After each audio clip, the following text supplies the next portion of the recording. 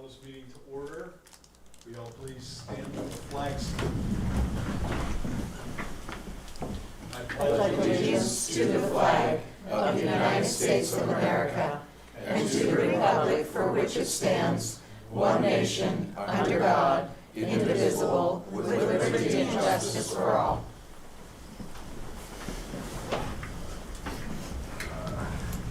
Good evening. This is the time of year where we all get together for the budget process. And as the city recorder said earlier, it is one of the most important things, if not the most important thing we do every year. It's how we function as a city. And so the first thing we're going to do for this year is we're going to start with roll call. So with Finance Director. Finance Director Cindy Chauran, present. Councilor Childress, present. Michelle Trefethen, Budget Committee member. Shar Penny, Budget Committee member. Scott Kaiser, Budget Committee member. Regina Sheaves, Budget Committee member. Eric Vermillion, Budget Committee member. Doug Gilmer, Budget Committee member. Laura Kleisig, Budget Committee member. Casey Basinius, Budget Committee member. Martin Bartholomew, Budget Committee member. Lucas Kleisig, Budget Committee member.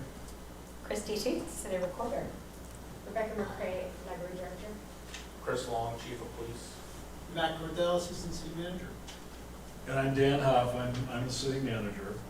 So what we need to do, starting off, is we need to put somebody in that vacant chair. I nominate Leota Childress as Second. chair. Oh, there you go. Okay. Is there any discussion? Guess not. Sounds All like those in favor, say aye. Aye. All those opposed? Budget Committee Member Childress, you've been elected Budget Committee Chair for 26, 27.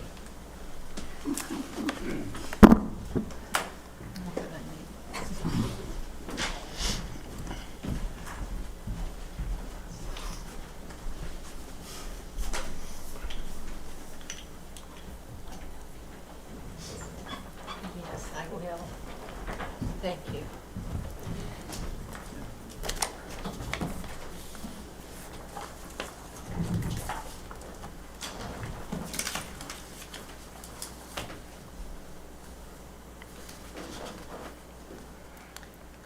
So, the first thing we'll do is presentations, proclamations, and ceremonies. And the next is to elect a committee vice chair. Is there a motion to elect a budget committee vice chair? Madam Chair, I nominate Council President Eric Vermillion. Second. We have a motion and a second. Is there any discussion? All those in favor signify by saying aye. Aye. Aye. Any opposed? No. Thank you. We'll move on with the consent agenda. The consent agenda contains the Budget Committee meeting minutes of May 21st, 2025, 1 year ago. Is there a motion to approve the consent agenda? I move that we approve the consent agenda as presented. Second. second. Is there any discussion? All those in favor? Aye. All those opposed? Seeing none, the motion passes. So we're now ready for the presentation of the budget message for fiscal year 2026-27. Budget Officer Huff, we're ready for your message. Thank you, Chair Childress.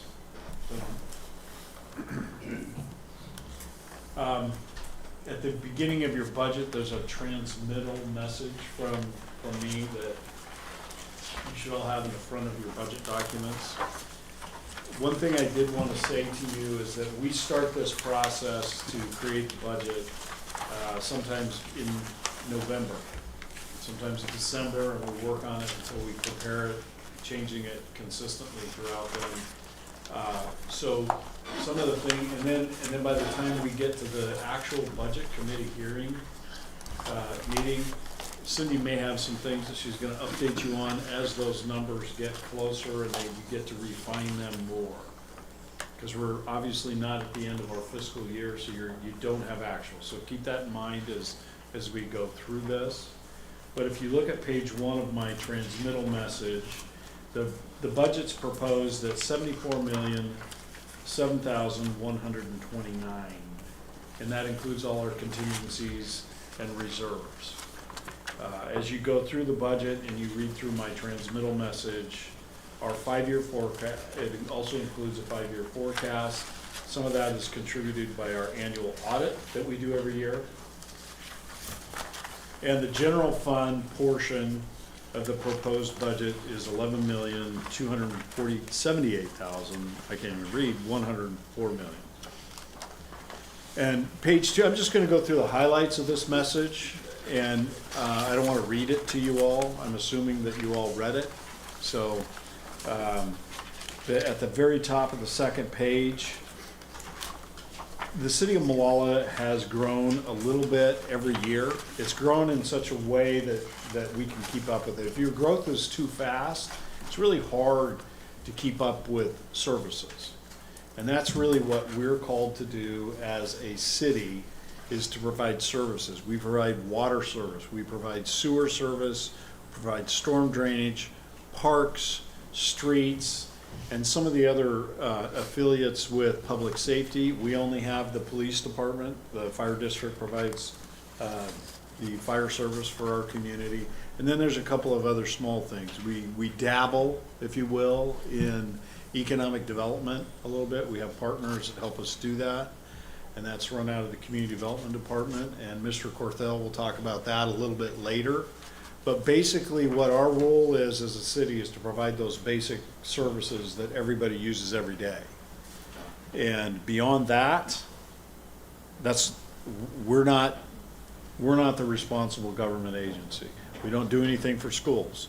Not because we don't like schools, but because they're a whole different government agency and they're funded differently, and we just don't do that work. Just like they don't help us pave streets. Same thing. So keep that in mind as you go forward. We are a very conservative city, as conservative fiscally as that goes. We don't do a lot of extra things, not because we don't like them, but because we got to make sure that we can provide those basic services first, and if we have some extra, we do a little bit more. Some cities, as we go through this, you'll find that they have fees that they charge their residents for street maintenance. We don't do that in Molalla. They have park fees. We don't do that in Molalla. So we basically fund all of our programs out of the funding that we're provided. And if you look at, I don't know, pick a city, Canby, they're close. They have a street fee. They have a parks fee too. So they can do a little bit more. They have a little bit more folks in their community, but those are things we don't do. So, but I think our staff that we have does a excellent job of providing the basic level of services that this community asks for. We address our master plans. We have master plans for most of the things we do, water and sewer.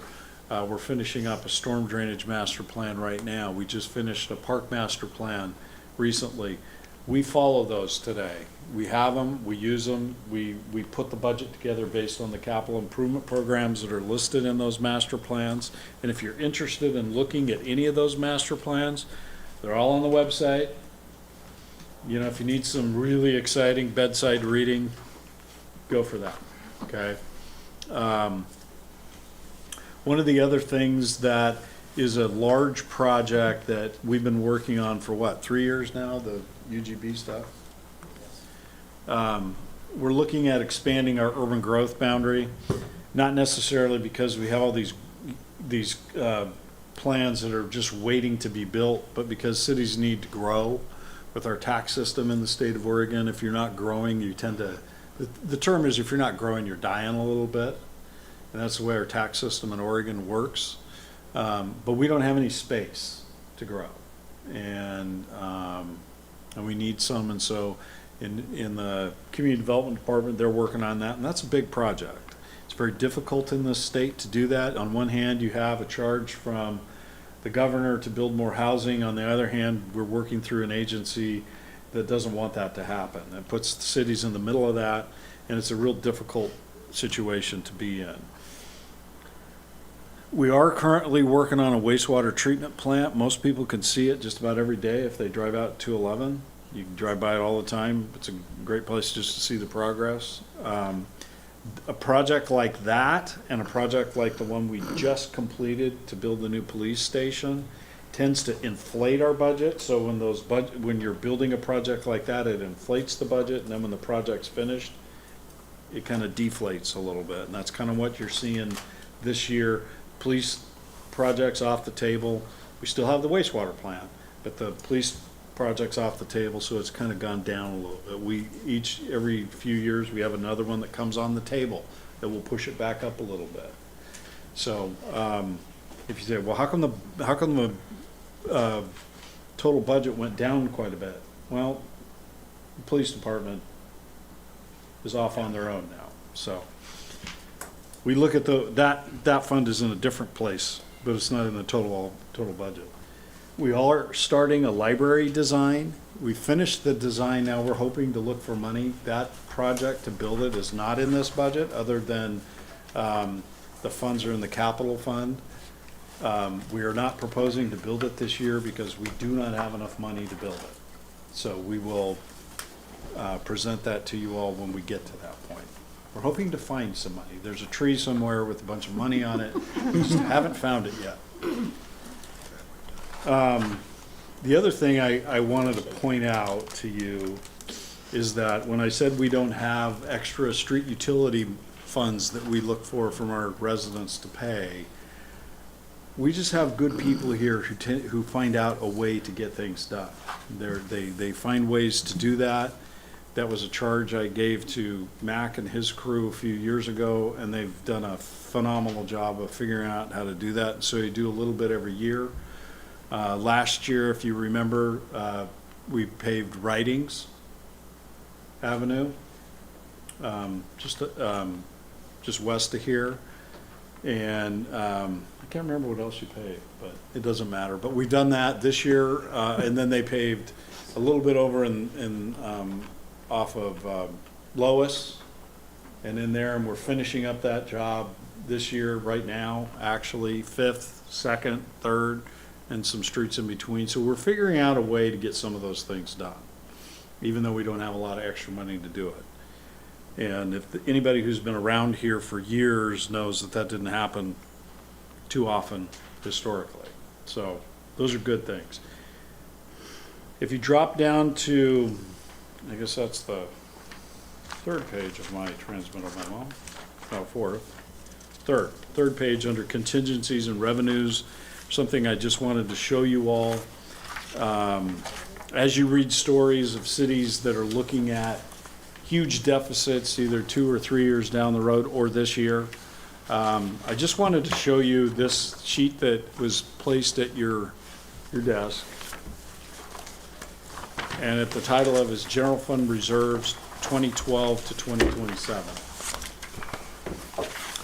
That just shows you where we've been. Huh? Does everybody have it? Okay. The front page here is just kind of a little thing I was thinking about this year, so I asked Cindy to put this together so you all could see it.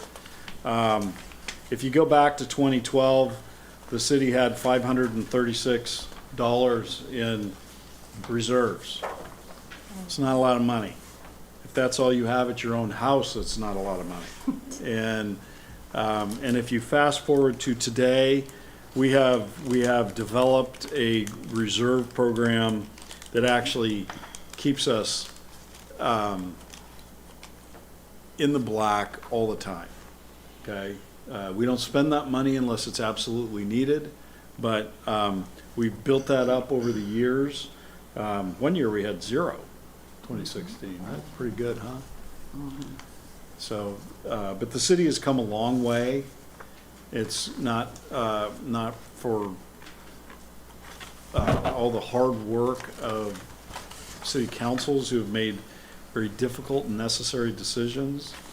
But we have a good staff here, and I just wanted to point that out to you, that there's still people around here who remember when the city was almost bankrupt, and you can see that the city was. This tells you the story. But we've long since passed that.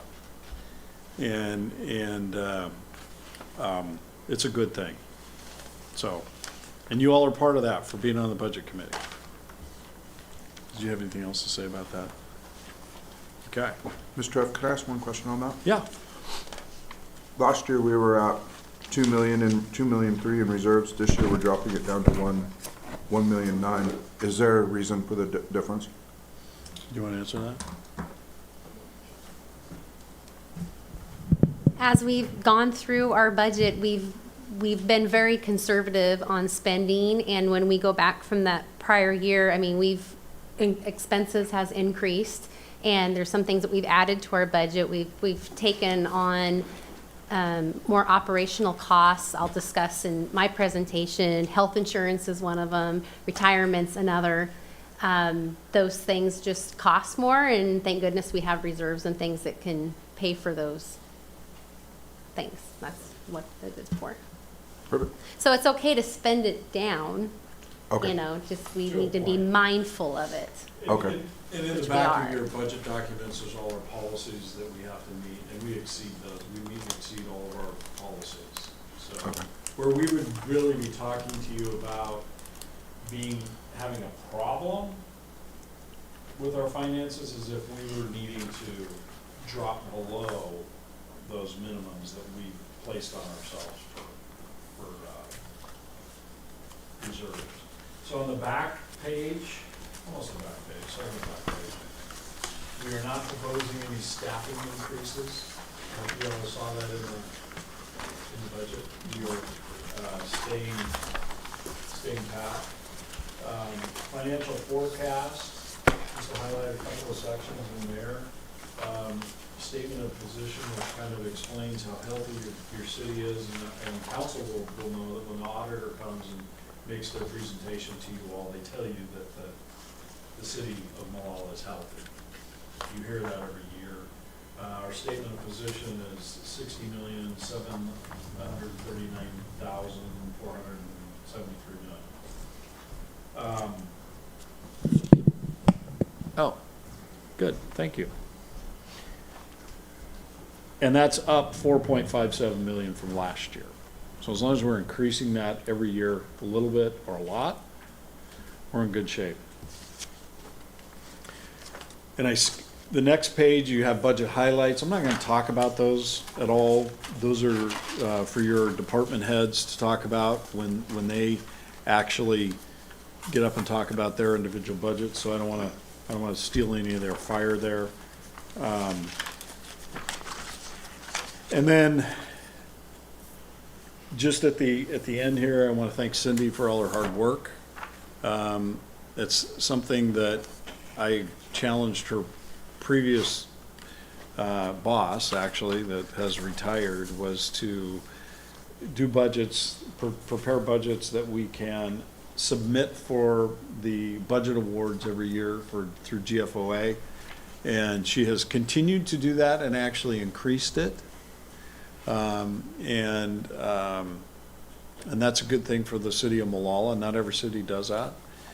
And the folks sitting behind me as well, they work on their budgets and do that, and because we want to make Molalla a better Molalla, and that's the most important thing, because none of this is our money. None of it's our money. So we have to spend it wisely, if you will. And if you don't have any more questions of me, I will turn things over to the finance director. Any questions of me? You're up. Okay. Good evening, Budget Committee and Council. I'm very excited to present the 26-27 budget for the City of Molalla and the Urban Renewal District. I hope everyone had a chance to review the online version as well as the hard copy. The online version if you happen to review it, and I hope you do, is just a wealth of information. If you follow all of the hyperlinks, can tell you just about anything you need to know at the city. For those of you who did submitted questions, as Dan said before, I always appreciate questions and I welcome the opportunity to discuss them in advance. I've provided you all with copies of the questions. I'm not going to go through all of them directly right now, but after you review them as we're going through and we break, I'll ask you again after you review them, and if you have ones you want further discussion on, we can talk about it then. So, as Dan said, when I first came to work here, we had not submitted for a budget award, and we're going to be putting in for our 8th award. So that's, I think, pretty exciting, and as Dan said, it's a good testament to the team that we have here. And you know, I can't really get into everything because it'd probably bore everybody, but there's so many moving parts to putting this budget together, and everybody has a large piece of it, and some people have more to do or less to do. And it's a 6-month project, so it's a lot of work. Okay, so if you wouldn't mind going to page 9, I wanted to kind of touch on this table that we put in the budget message this year. I think it has some valuable information in it that City Manager touched upon. What this shows is this is just a 3-year comparison of our budgets, and I'm kind of a visual person too, so I like, to see things when they're color coded like this. So if you start from the right and you work your way to the left, you can see that, the orange color, that's our capital outlay, which is the majority of our budget, which, happens. And as you go from 24-25 to 26-27, projects are getting smaller. And then personnel services, you can see 24-25 stayed kind of, slowly increased, and then increasing to the current year, which is also pretty normal. And then materials and services are still staying pretty low. We're doing, I think, a very good job of that. And then as what Dan was saying, the contingency and the reserves, if you look from the 24-25 to where we're at now, those are large chunks of this chart, and that's nice to see. Then the transfers out stay pretty minimal, and then on the very, very, very bottom is the debt, which is where it's nice to see the debt at the very, very, very bottom. Let's see, on page 31, if I could get you to turn there.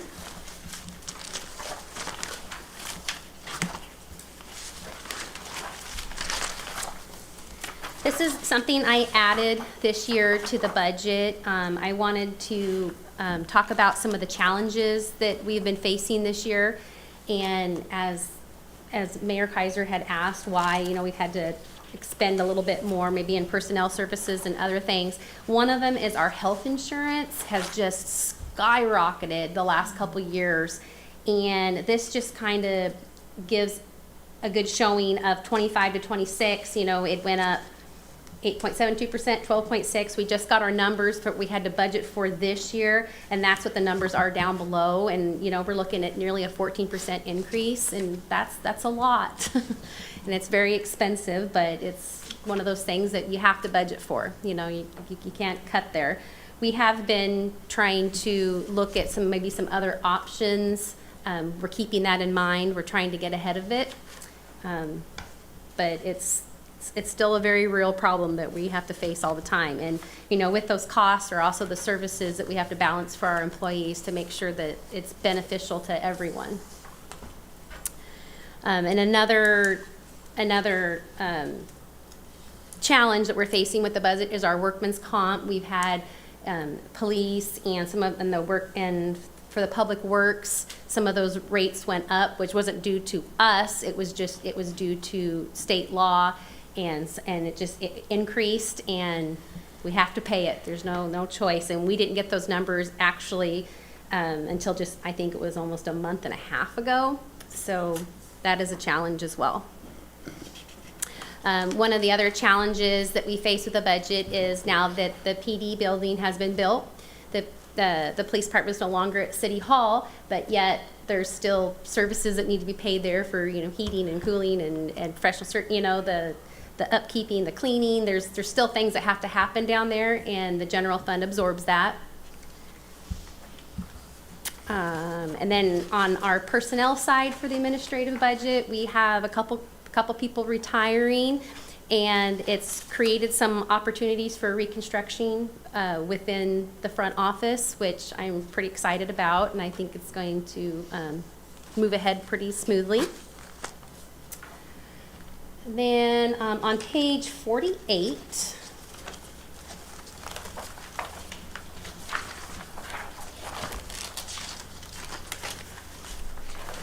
I always kind of like to show this page to everybody, because governmental accounting can get very confusing when you're discussing all the funds and who can pay for what, and what fund can pay for what, and it gets pretty confusing. And a couple years ago, I put this together, and with the red light and a yellow light and a green light, and it just shows you, out of all of our 17 funds, the restrictions that we have on them. And, you know, everything that's red light restricted funds, you know, you can't pay for something out of the stormwater with the sewer. You can't do that. Those are things you cannot do. So when they're here in the budget, that's where they're at. The yellow is a little bit less restricted, and that's the fleet fund. And then the only fund that that's lighter on the unrestricted is the general fund. Then on page 50, just to kind of touch upon what City Manager Huff was saying, this is our reserve policy that we have. All the policies are in the back of this document, and you can read them. But one of the policies that we have is our reserve policy. And it can show you, as part of the operation budget, what we've budgeted versus the operating expenses versus a total budget, and where we're at. And when we had our audit last year and our auditor came and spoke, they said what makes a healthy budget for your general fund is making sure that your total budget and your operating expenses are at 20%.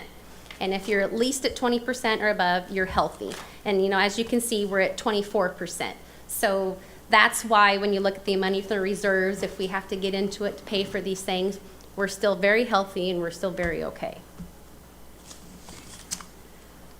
On page 55 is the consolidated schedules, 55 through 57. And I always kind of like to touch on these because, again, they're visual. And all of these numbers here from these consolidated schedules are from our audited financials, not our budgeted numbers, not our proposed numbers. These are numbers that have came from our audits, our audited financials. This is real money. Everything's real. So when you look on 55, you can see as our beginning fund balances are always growing.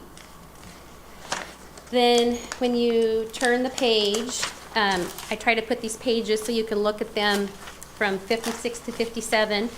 You know, you can look at our revenues versus our expenses, and to always continue, it's always nice to see our revenues more than our expenses. And that's what we strive for. I lost my cheat sheet. Oh, wait a minute. My cheat sheet. It's in here somewhere. Ah, there it is. Okay. So, and then let's, other things I'd like to talk about is the administrative budget. Some of the changes that are going to be happening this year from that restructuring that I talked about is the finance department will be absorbing payroll moving forward July 1. We'll be replacing the HR coordinator with an OS5 position that will be sitting at the front. Then the OS4 is going to be promoted to an OS5 that we currently have there now. So left some room for some internal promotions and some restructuring. And then at this time, our senior accountant position is just going to remain open until we decide to refill that. And now, kind of important is you should have received an attachment for the GO debt bond. It looks like this.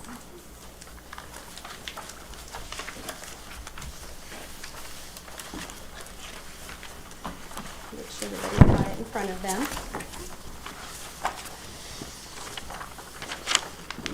Does everybody have it in front of them? Okay.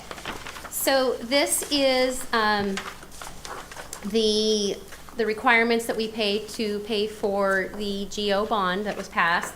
And in the first column proposed by the budget officer, the senior accountant and I had put this together and we had discussed it. And you go through a whole for the property taxes, which is on page 2. What you'll see here is we have a worksheet. You estimate the revenues that are coming in to pay the debt. And when we did it the first time, that is where we had the column where we asked for the $872,000. Then if you look on this third page, we looked at the budget law, and you see what I highlighted down here. And when you're budgeting for those GO bond, you're budgeting for the debt and just the payment. You're not trying to build this fund. Your goal should be for it to be at 0. So when we looked at it, it wasn't very accurate because we didn't take out the revenue that was going to be coming in. So if you look for what we proposed, we had a reserve of $59,594, and that didn't really make a lot of sense because you want that to be as close to 0 as you can in your estimate. So what I'm proposing here for you to look and approve tonight to move forward is I deducted the revenues I deducted the expenses out of the proposed revenues to kind of tie that out to 0 because I don't want a reserve balance down here. And so that is going to decrease the budget by roughly $57,000. So the new proposed budget would be $73,949,535. Do you all know what the GO bond she's talking about? Sorry. Are you all up to speed with what GO bond she's discussing? I know it's never, I know it's obligated, so maybe elaborate a little bit, because I'm not quite Okay. there yet. This is for the police facility. This is the bond that we voted on, that we approved. Now this is the debt. This is what we're paying back. That's what that is. So that's why we only want to receive the money that's coming in for the property taxes from that to only pay for what we need to make the payment. There's no need to have a reserve. That's not what we just need enough to cover the debt, and that's all. So that's what I'm saying is after we reviewed it and made some corrections, it actually lowers the budget and is a more accurate account of what it should be. Is everyone comfortable with that? Thank you. Okay. Well, that was easy. That's all I have. Does anybody have any questions? Okay, seeing no questions, thank you You're for welcome. that report. And next up will be our library director, Rebecca Murcray, our new library director.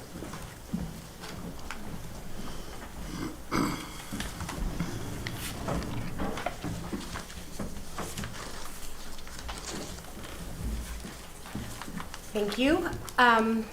You can see that the library budget begins on page 95 of the booklet. We are funded through the Library District of Clackamas County and then operated by the city of Molalla. So our permanent rate is 0.3974 per thousand assessed property value. And then we also have the Ready to Read grant from the state of Oregon Library that supplements most of our children's summer reading program. But we have a sustainable budget for the coming fiscal year. Our programs are increasing and in attendance, and our programming team is skilled, in presenting programming and finding excellent presentations and performers. We've also expanded bookmobile stops throughout Molalla. We have a wide variety of summer offerings for all ages. We've also started our seed library program, which has become widely popular. Patrons can come borrow seeds. And the nice thing about that is that we have a lot of donations after the growing season of people who will bring the seeds back to us. So it pretty much is a zero cost to us, but a great cost, I think, to the community. We've celebrated our 126th anniversary, and we're dedicated to serve the evolving needs of the community. We've seen in the last 5 years that there's a push for more community space and more community activities and digital services. So our ebooks and streaming audio and video are increasingly popular, and our budget reflects this as well. And we are excited that we've completed the design process for a prospective new library building, and I will begin the process of searching for grants and funding for the new space this next year. So that's it. It's my first day alone, so I'm winging it. Short but sweet. Does anyone have any questions for Director Murcray? How long do you feel like it might take to acquire the difference in funds needed for the new space? Or is it kind of just like, well, whenever we can get the money? Well, I don't know. It'd be nice to do it in a year or two, or maybe 3, but that depends on where we can find money and how fast we can get it here. So, do you have anything to add? We hope that timeline is sooner than later. Yes. Is what we hope. Project's kind of a dual project. There's some library funds that will go into it, and also some regular city funds, because it's going right out there in the parking lot, and so we'll have to create an interface. But Becca has a big task ahead of her there. I will work hard. So we need a new space. So cool. Thank you. Okay, thank you. Next up, we will ask for Police Chief Long to bring a report.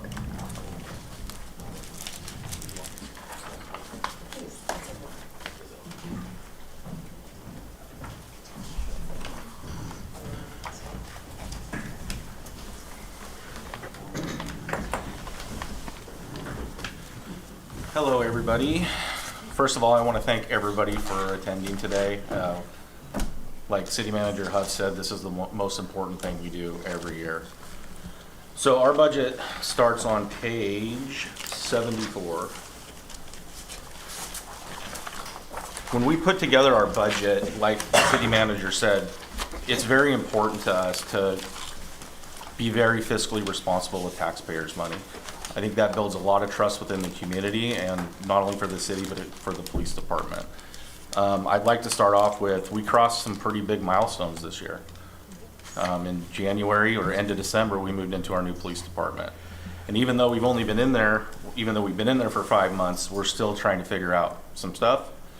I was speaking with Mr. Huff earlier, and we get asked a lot of questions like, what would you change? What would you do different? And we can't answer that yet because we never had any of this.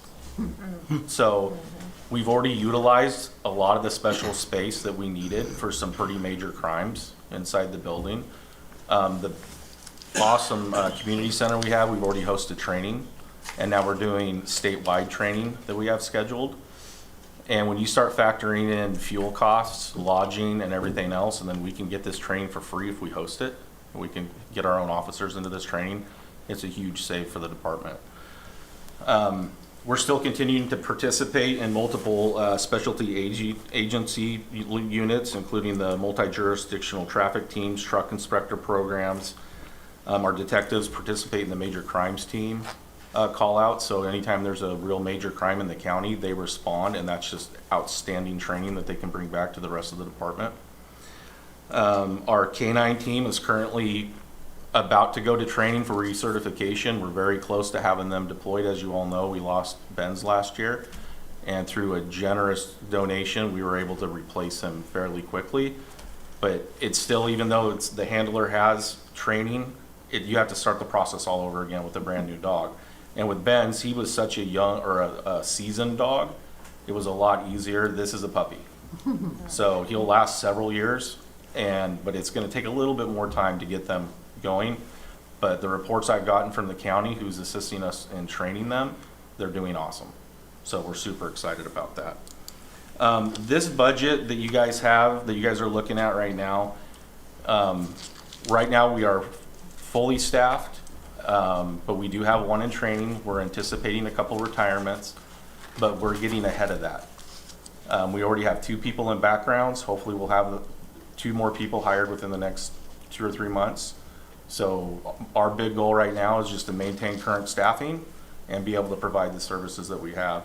The big number changes you'll see in here is our body worn camera program was on a 5-year program, and you kind of lease the equipment, and you don't like own it. They replace it every year, upgrade it every year, and you can go to 1, 2, 3, 4, or 5 years. When we went to the 5-year program, there was a big price break to do it for 5 years.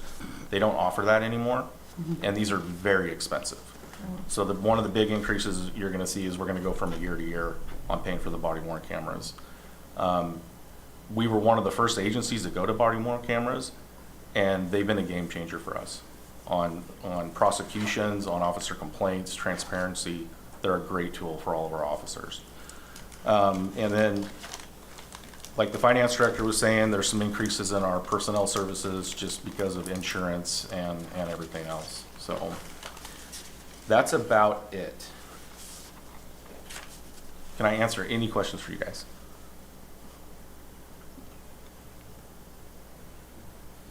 It appears there are none. What breed is the dog? Is it a German Shepherd? It's a Dutch Shepherd. Oh, nice. Yep.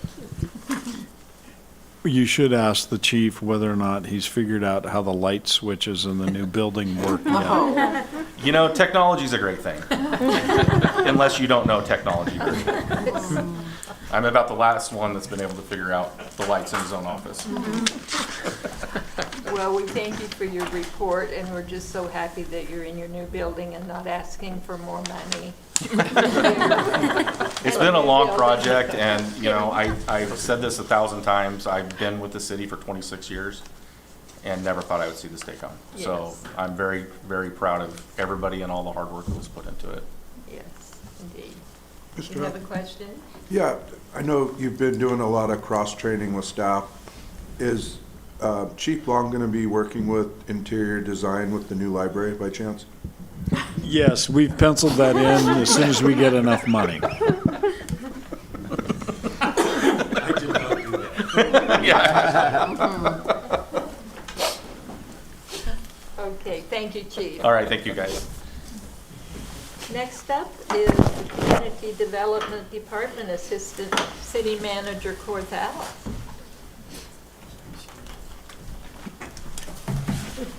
Good evening, members of the committee. Madam Chair, thank you. So you guys are stuck with me for a little bit. For those of you who have been on this committee before, you know that. For those of you who aren't, we've got about 12 funds to cover. So I'm gonna point out the highlights, any of the major differences, and then open it up for questions. So yeah, so that's kind of the protocol I like to use to kind of help get through this thing. So we'll start out in our general fund. We've got 2 activities in the general fund that community development works out of. One of those is planning and one of those is parks. So let's go to planning first. And that's in your general fund. And let me find the exact page. Looks like that is on. We start the narrative on page 91, and you can see your numbers there on page 94. So as mentioned, the planning division is an activity of the general fund. What that means for folks is that while some of the stuff I'm going to talk about is its very own fund that's self-contained, the revenues for this fund will not show up on this budget sheet. They'll show up in the general fund revenues at the beginning of your budget document. So that's kind of one of the main differences between those activities, is that these activities in the general fund all the revenues come through the general fund in different forms, and a lot of those in planning are fee-for-services, grants, and those sorts of things, as well as some supplementation from your ad valorem taxes, your property taxes. Hitting on some of the highlights, as the city manager mentioned, we're in the process of completing an urban growth boundary expansion. So the state of Oregon requires us to look at our urban growth boundary every 20 years. Molalla's is 40 years old. So we needed to take a look at that before the state comes and takes over our planning department. It's kind of a joke, but not really. They've created a new agency that if you're not compliant with some of the new state regulations, they will in fact come in and take over. We don't know what that looks like, and we hope to never find out. So we needed to get on that. We started that process 3 years ago. That included a housing needs analysis and buildable lands inventory, and employment opportunities analysis and buildable lands inventory. Both these are major studies. Then we moved into efficiency measures. So that's where we say, hey, we need to make the most efficient utilization of the land per state law. So we look at what we can do to implement efficiency measures and make sure that we're not asking or coming up with an acreage that's far beyond what the city really needs. Because the idea of urban growth boundaries is to preserve that high-value farmland and forestry land outside the city limits. Excuse me. It's actually a really good tool when you compare it to other states. It's just that the way that it's implemented through the state of Oregon could probably use some attention. But it's actually a great thing because it preserves all those forests and rivers and streams and all those things that we like to use and call ourselves Oregonians. That's why they're there, and we don't have the sprawl that you see in a lot of other states. So that's been a major evolution for the planning department, something we've been focusing on heavily for the past 3 years, and we'll continue to do so. And we're in the process of a significant Goal 14 analysis. What that means is that Goal 14 talks about infrastructure and serviceability. So when we look at the land that the UGB spits out through all those studies that I just talked about a minute ago, then we go in and we say, hey, how much does it cost to serve this land? Is it actually viable for the future based on serviceability? So there's a significant study going on for that, and all of that work has been grant funded. The city has some minor matches with that, $5,000 to $10,000 per grant, but we're on our 5th grant for this process. So substantially grant funded, creates another element, kind of adds a project within the project, but well worth it for the community. And so that's something major that we're going on, continuing to do.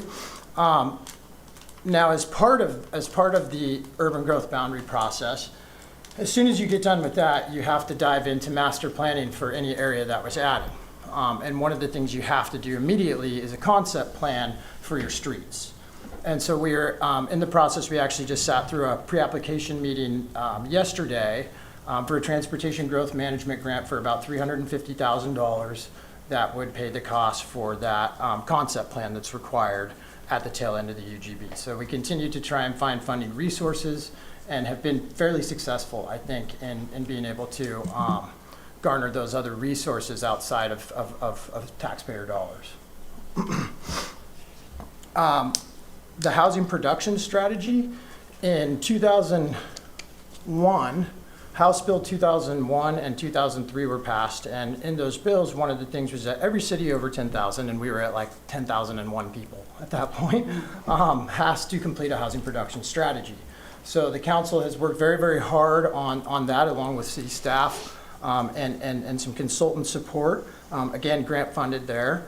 To complete that housing production strategy, it's now been accepted by Department of Land Conservation and Development, and we are moving into the implementation process. So we'll start to implement those strategies. There's a whole litany of strategies that are listed there, and you guys can check those out on the plan or give me a call or Mr. Zinder, and we'll talk to you more about what those are, but that's something that the council's worked hard on getting done.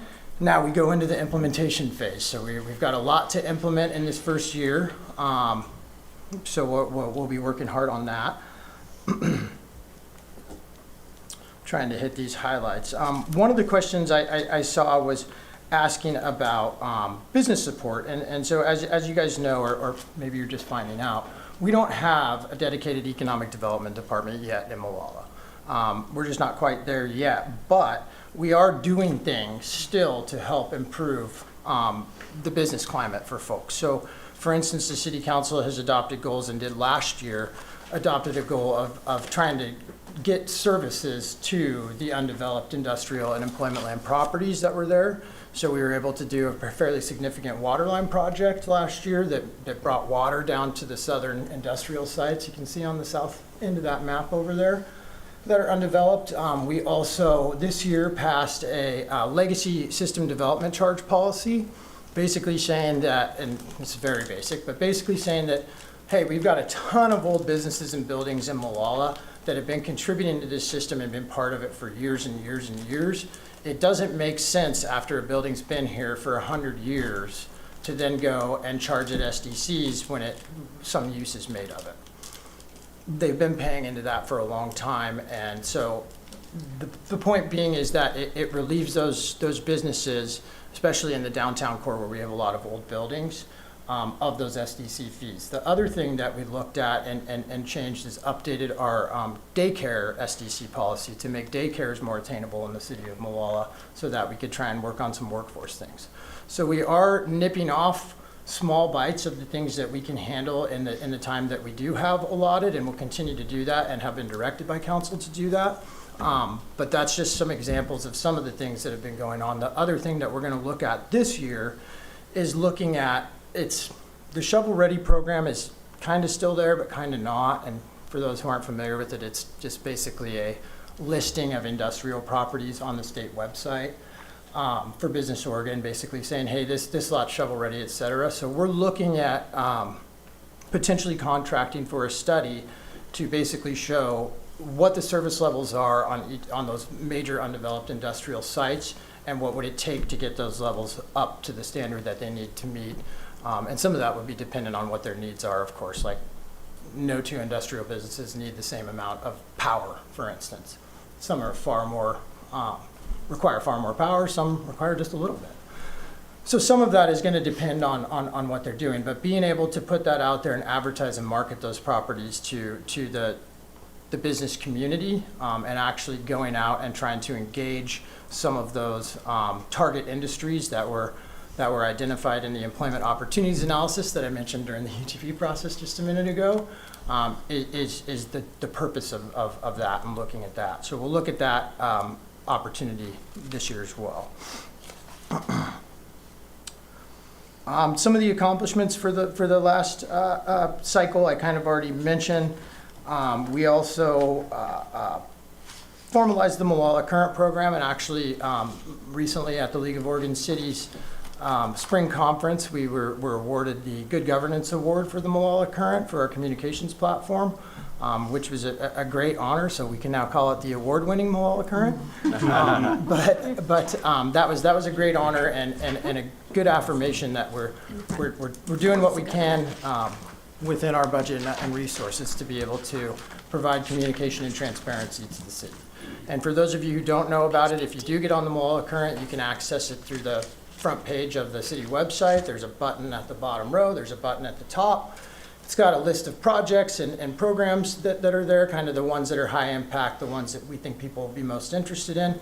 It also has a page called Let's Talk Molalla, where you can access the newsletter if you're not signed up for it, and you can ask, you or anyone else can ask any question they might have about city business, and we'll make sure that it gets to the right person within the organization to answer that factually. So it's a great tool for that too. So if you haven't used it for that and you have a mind to, just know that that's there.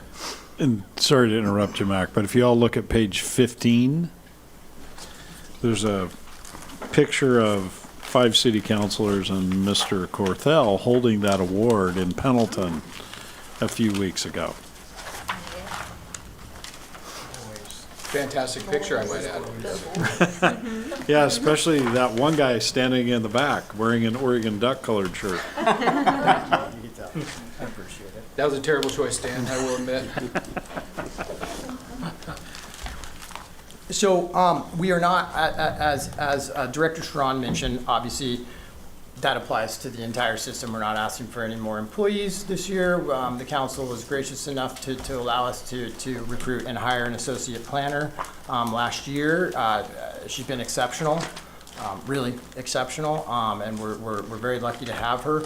We're starting to see an uptick in development again. It really kind of died off As you might expect, when, you know, gas is $6 a gallon, people kind of stop building. So we're starting to see a comeback, a very small one. You know, I wouldn't quite call it a comeback yet, actually, but we're starting to see some applications come in and some more interest in pre-applications and that sort of thing. So it tells me that the business community and the development community might be seeing a light at the end of the tunnel. I don't know, because that's not what I do, but it seems to be that way. So we're starting to see an uptick in those. But these lulls are actually kind of great for a city that's growing the way Molalla is, because there's a lot of things we need to address that we just don't have time to. When, like Dan mentioned, we're developing nonstop like it was kind of for 2020, 21, 22. When it slows down a little, we can start to work on things like the mural code and other things that we need to get in place, fixing some of the code language to bring it into compliance with the litany of new state rules that have come down over the last 2 years.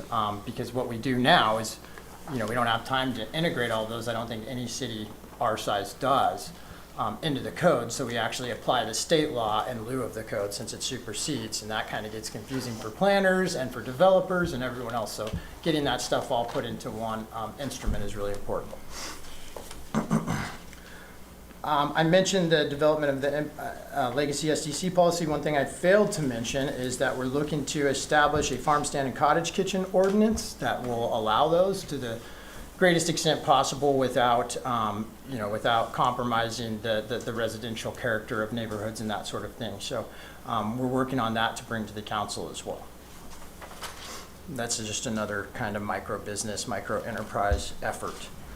The substantial variance that you see in the total planning budget on page 94, you'll notice that we're proposing a total of $890,000 this year. But you'll also notice that $460,000 of that is in projected grants. So the reality is we're proposing a budget closer to $430,000, which is kind of on a par with years bygone if you take inflation into account. So it's really not a giant variance. And the way that grants work, for the sake of everyone, is we will apply for these grants. If we don't get them, then basically that money doesn't get spent because we don't have it. So we have to put a number in here to be able to use it if we are awarded the grant and we know we're going to apply for them. So we will put that number in here.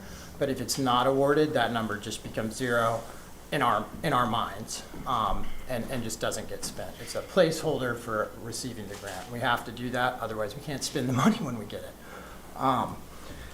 And I'm very hopeful that we will, and I don't want to say confident, but I think we have a very good shot on both of these.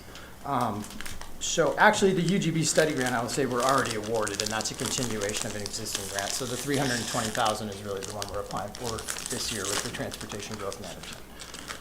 That kind of covers planning. Unless there are questions, please ask, and if you come up with any later, I think you guys know where to find me. I'm right here in this office, and I'm more than happy to answer any questions you might have in the future or any other time. Okay, then let us move backward to parks, which is, thank you, which is on page 86. Page 86 starts parks. Big year in parks this year. We completed phase 1 development of Chief Yokas Park. You can kind of see a picture of a whole bunch of kids playing up there. Really a cool park. That park is themed for the foundational story of the Molalla tribe. It's really a neat thing and provides some educational aspects as well, and we will continue to add to that in phase 2. Ivor Davies Park, oh, that's goals, I'm sorry. I'll get to goals in a moment. We completed the Fox Park Top Park upgrade, so you notice there's a new like mini structure out there. The other one was like, had like jagged edges and a whole bunch of, it was done for, it was gonna hurt someone. So that's out of there. There's a new one along with a couple of new spring animals in there. And that was actually, I think I'd be remiss if I didn't mention MCC because they are a great supporter of your parks. Beyond your fund, your general fund here, and any grants that city staff is able to obtain, MCC pays for the vast majority of your park improvements, like the cool ones. They're not gonna pay for lawn or anything, but they'll help pay for like a pickleball court or a playground, and they have done that. They help pay for that pickleball court. They help pay for all your new playgrounds. So I think it's really important to mention them because they've been a great community supporter when it comes to these parks. There's another one that they helped with. They helped with the new gazebo, or what's it called, Chauran? No, I can't remember. You got me off guard. She usually gives me a hard time It's not about a calling it gazebo. Pavilion? Pavilion, thank you. So the new pavilion up there, MCC also donated for that. You'll notice a new pavilion at Clark Park. We did obtain a Parks Inspector certification on the maintenance crew. That was really important as we continue to grow, because that gives that person the ability to, look at those playgrounds in a way that you or I probably can't, and to repair them in a way that you or I probably can't. So it's really important to have that, and we've been making sure that, kids are safe on all the stuff, and that it's working properly. We did partner with a couple of Eagle Scouts to complete some projects. They have to complete a public project to basically earn their Eagle Scout. And so they contacted the city. They're actually from West Lynn, and they said, hey, we're having a real hard time getting anything moving over here. Can we come do a project with you guys? And we said, yeah, come down and sit down with us, tell us what you're thinking. So they put a new bench in out at what we're calling Cemetery Park. That is not the name. I want to make sure I say that, but that's what we're calling it for the moment.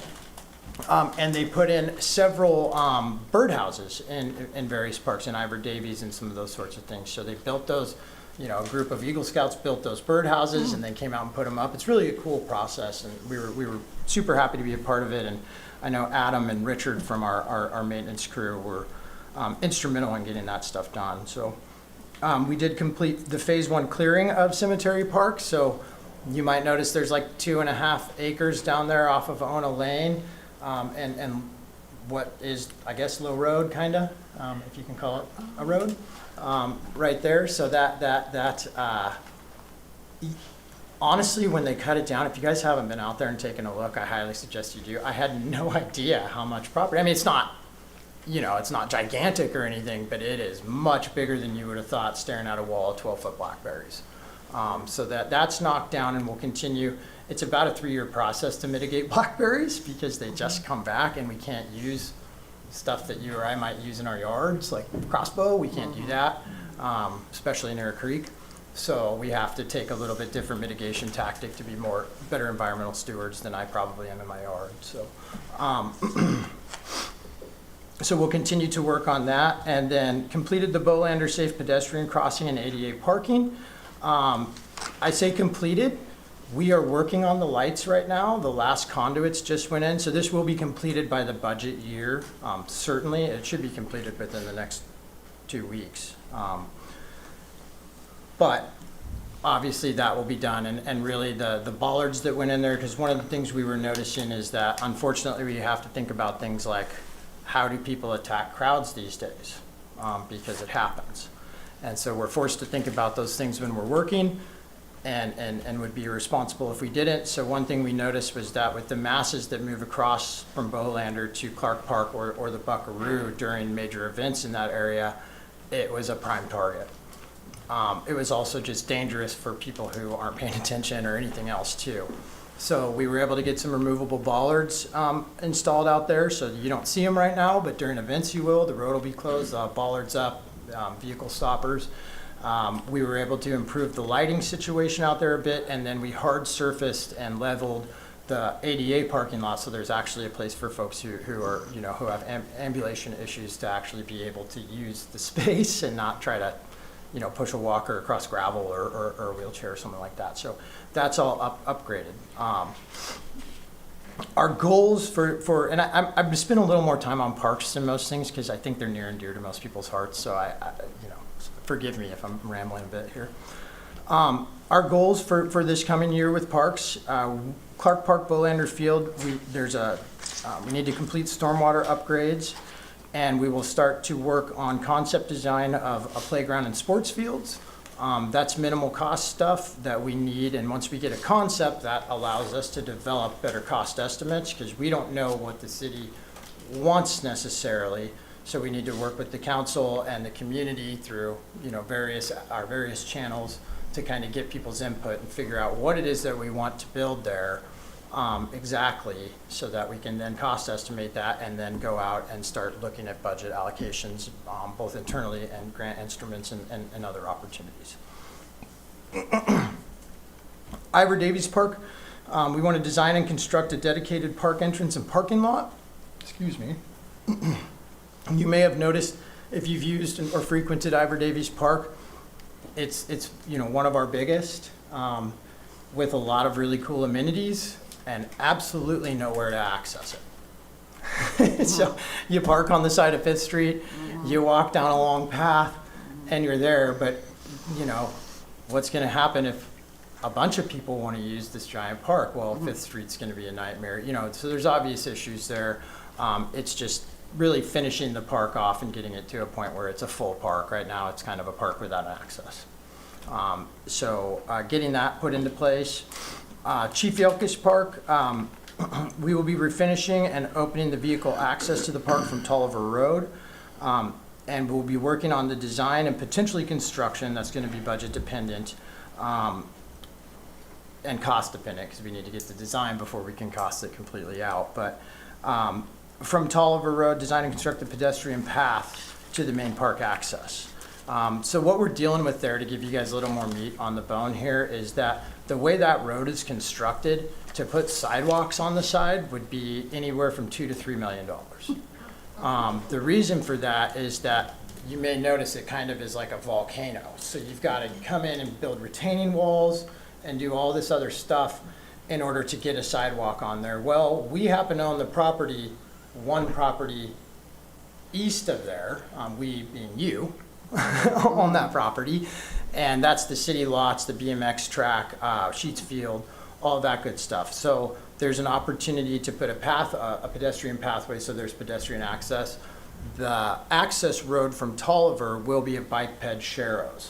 So we'll have bike and vehicle access from Tolliver. We'll also close off the gate to the Bear Creek neighborhood there in order to prevent that from becoming a main thoroughfare for use of the park or for traversing from north to south, south to north.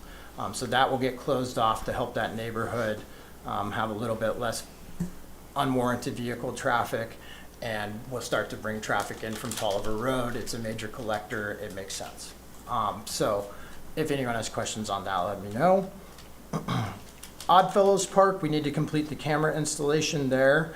That's one of the things we've been working on, is trying to get cameras into each park for a number of reasons, not only to be able to make sure that, you know, if someone vandalizes or harms the park, that we're able to kind of try and figure out who that is, but also for purposes of if there's nefarious activity going on there, it's something that our police can use to say, hey, we need to address this and build some evidence. So it's also just a good deterrent, because when we put up cameras, we let everyone know they're there. So people tend to recognize that and realize they don't want to be on tape doing what they're doing if it's something they shouldn't be.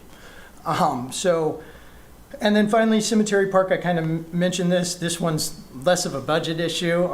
Adopt an official park name. So the council will be tasked with that. That'll be fun. And then continue mitigation of the blackberries and other non-native species, and develop and adopt a passive park theme.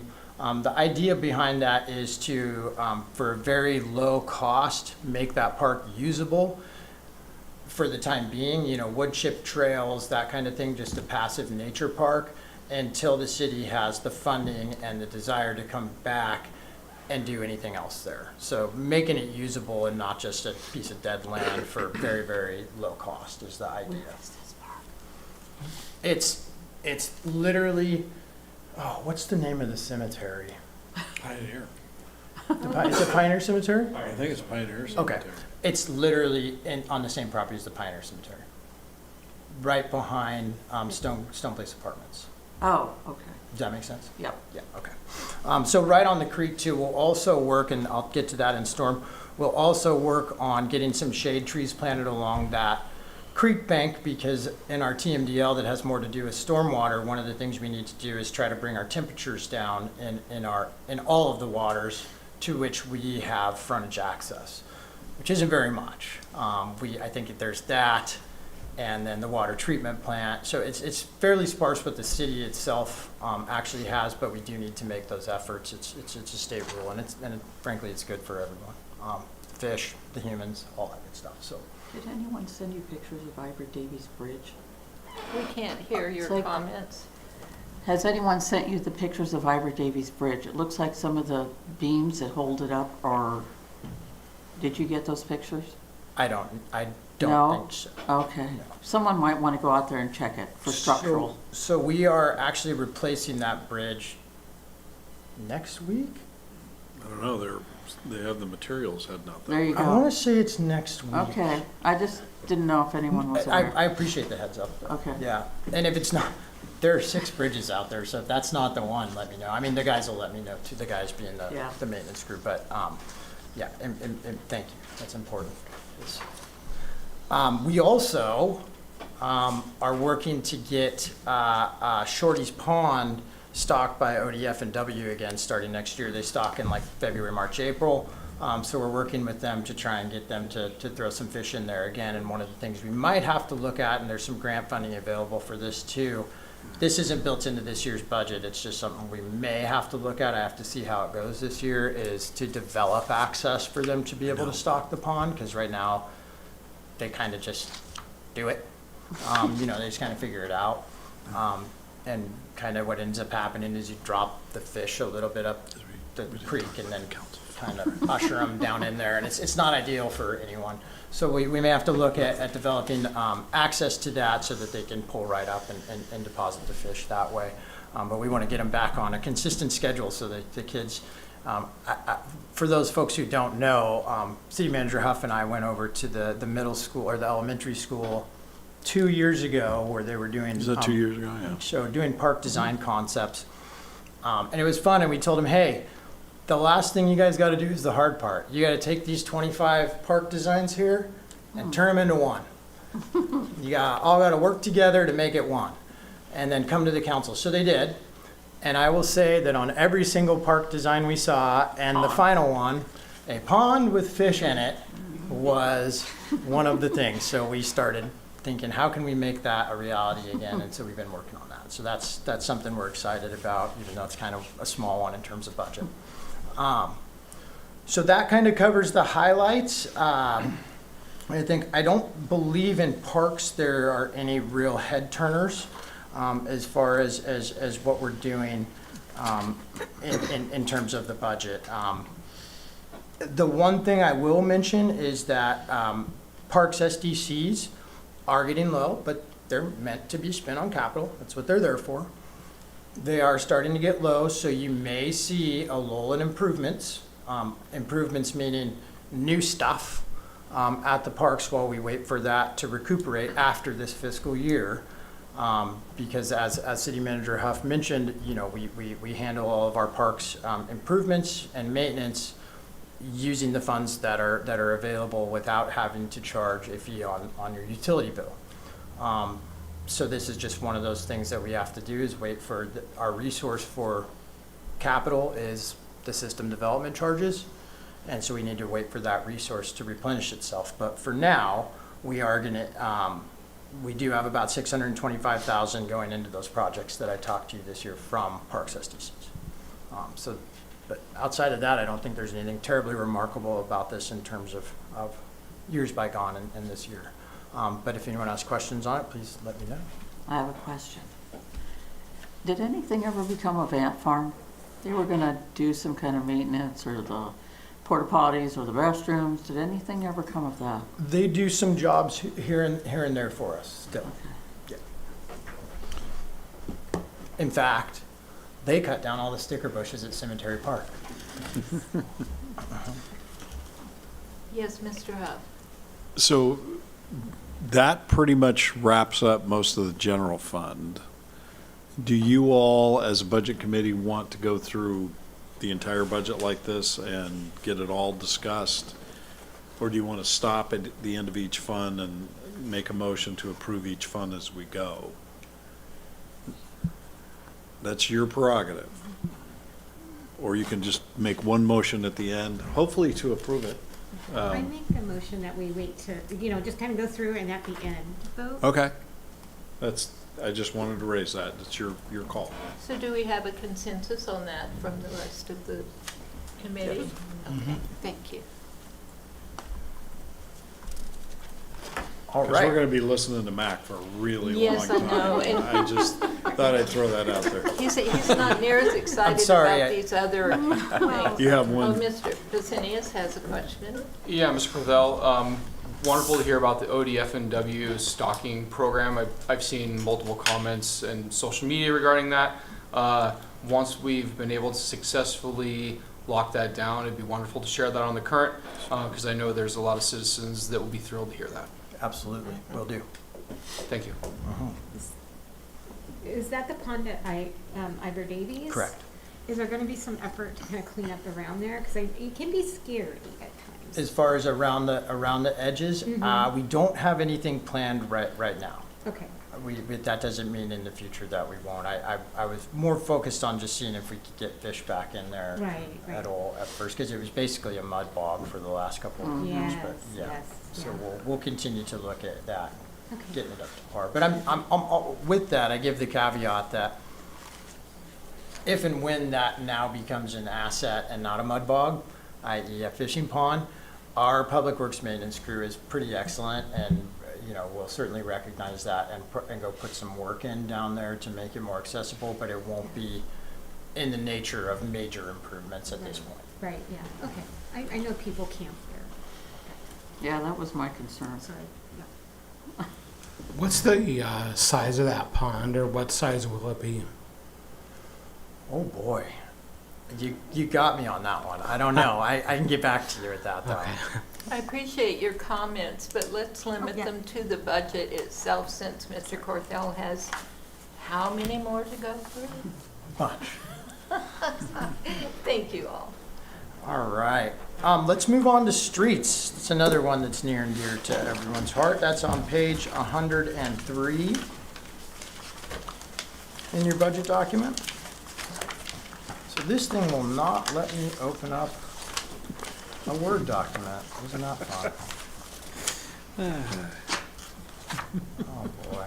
Yeah, well, I'm winging it a little bit here, folks. It's okay. I live in these numbers, so it's not like it's, that difficult. So, so the street fund. Mr. Huff mentioned the paving program, and this year, your street fund will put $1 million worth of pavement on the roads. So we have completed, and that's kind of an update from your 750,000. So basically that was in grind and inlays or dig out and repairs. That was kind of 750,000 for rebuilding streets. We had another 400,000 allocated towards crack sealing. We basically determined during that it made better sense to go out for crack sealing. So let me back up. We operate our paving program on a 5-year contract. It's called an on-call paving contract. So we go out and we get really good rates by going out to competitive bid for a 5-year contract where they're on call. We also will use other pavers from time to time, but we have a 5-year agreement. So basically the paving folks that we have now don't have the capability to do crack sealing. So we were going to need to go out and bid that separately, which costs money and takes time. So it was determined that rather than spend money on something that next year we're going to go out for a new 5-year paving contract because this one lapses. So rather than go out and look at crack sealing individually and then including it again next year in a 5-year contract that we go out for competitive bid, to take that money and put it on the street this year and then go out for the crack sealing along with the paving next year. So it saves us one bid process, which is fairly expensive in terms of staff time, roughly about $24,000 for a competitive sealed bid, developing the documents, managing them, et cetera. So it made fiscal sense to just hold off for one more year on the crack sealing portion of that. So that's why instead of $750,000 on your streets, you're getting $1 million on your streets this year. And then we also did about $120,000 in crack sealing on a separate cooperative agreement with the city of Hillsborough. So, anyway, that's all nuance, but all that to say, we got $1 million on the street this year, and we're looking at about, I believe 600, let me double check these numbers here.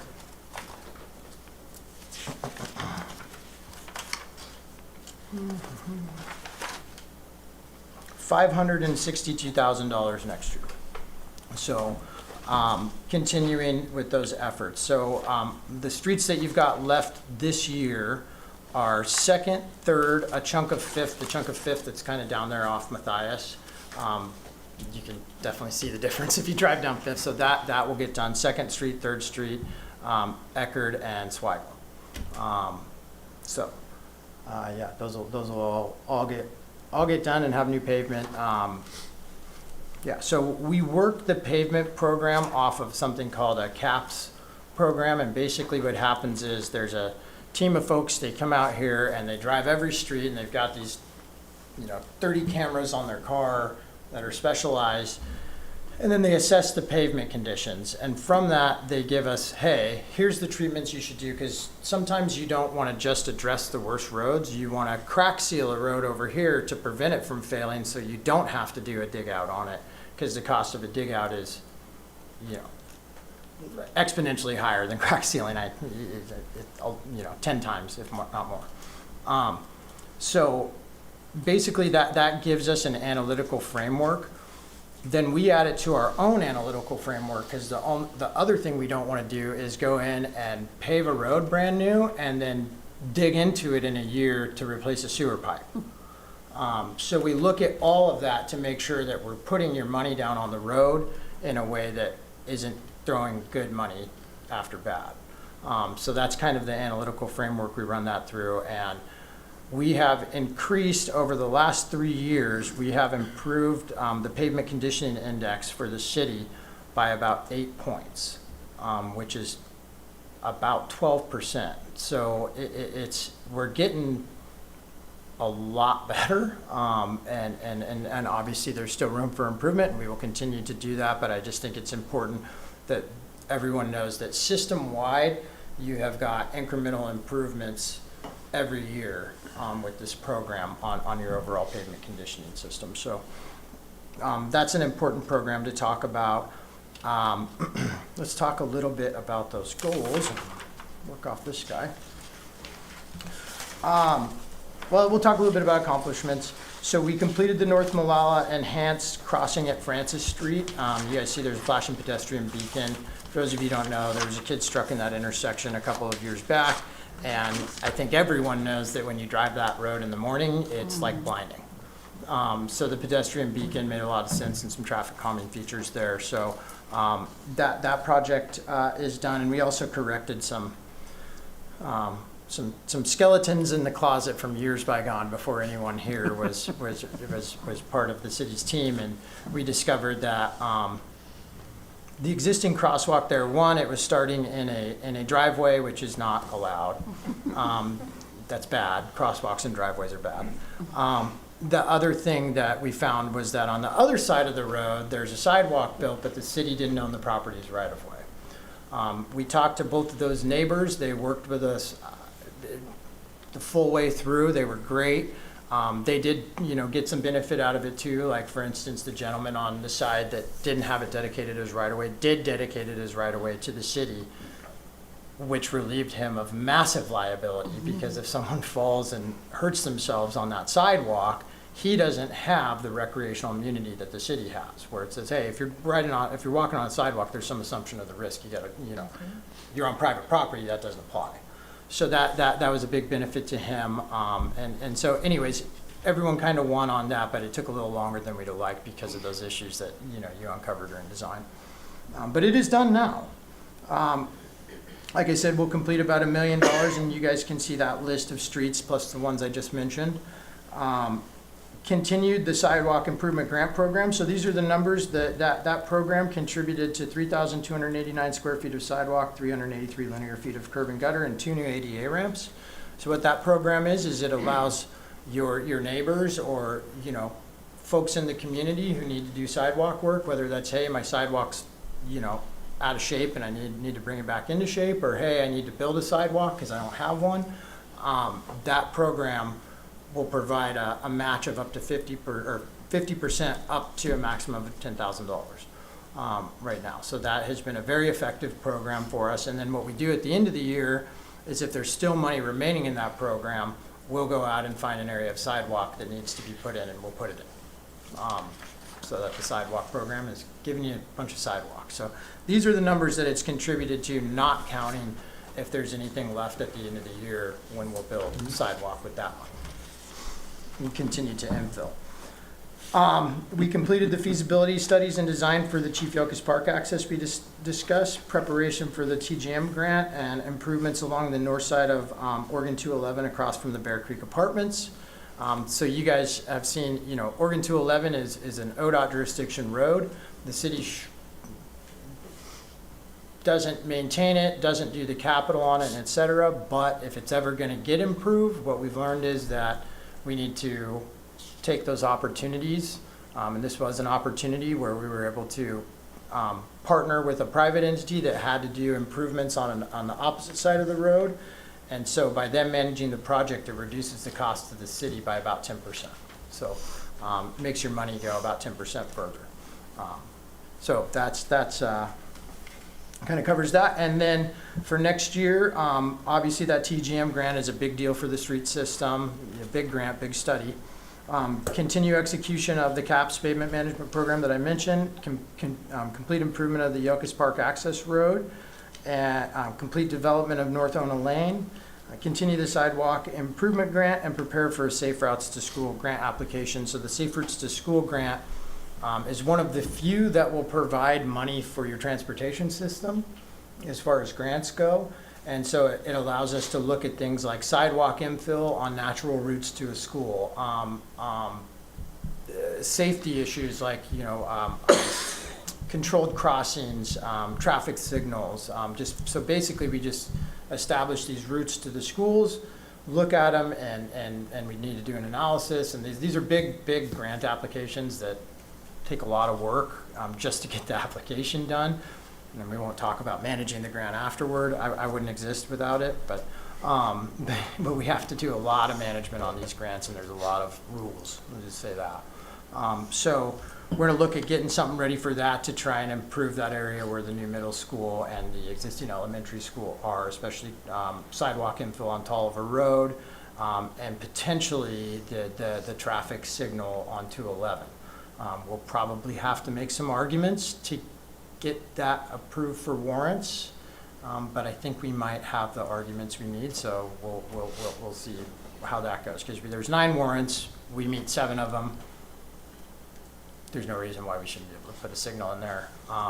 So we'll work with ODOT and have those discussions and hopefully get some fruit with that. So that's what we're looking at in the street fund. And again, not a giant variation from last year's approved budget. Yeah, I'm just trying to think if there's anything significant that I missed here, and I do not believe so. You may notice, no, that's actually, never mind. Yeah, there's nothing major or different in this. One thing that I will say is that our operating contingency, so you know, our minimum operating contingency, like the finance director told you, is three months worth of operational costs need to be reserved. Obviously, if you can get a little bit more than 3 months, that shows health. But if you start to get a lot more than 3 months, that shows missed opportunities and potential degradation in your time value of money and that sort of thing. Unless, and here's the unless, and it's really important, unless you've got major transportation projects coming up, and that's the reason that you're holding funds back. And that's really what we're looking at. We can do a couple of things when we get a larger operating contingency reserve, however you want to look at that. One, we can leverage those funds for grant monies. 2, it makes us more viable for various loan instruments. So, because they want to look at the financial health of your system. If you're upside down, no one's going to give you a loan, right? Even the government agencies that we generally get loans from.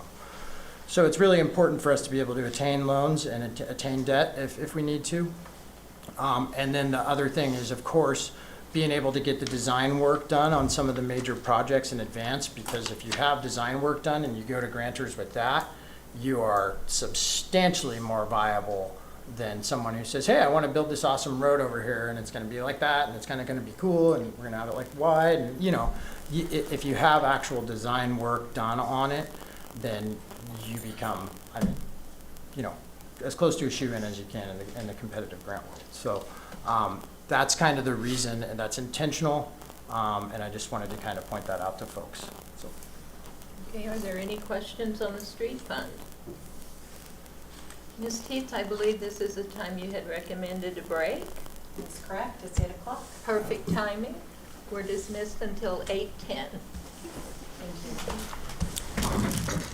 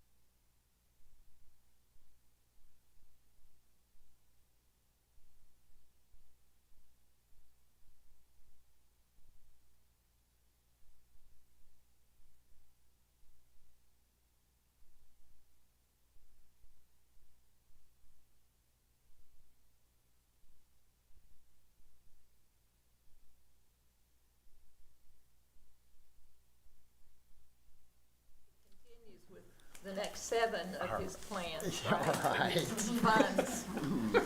All right, well, thank you, folks, and welcome back. The capital project wastewater treatment plant upgrade fund will be our next one. That's on page 112.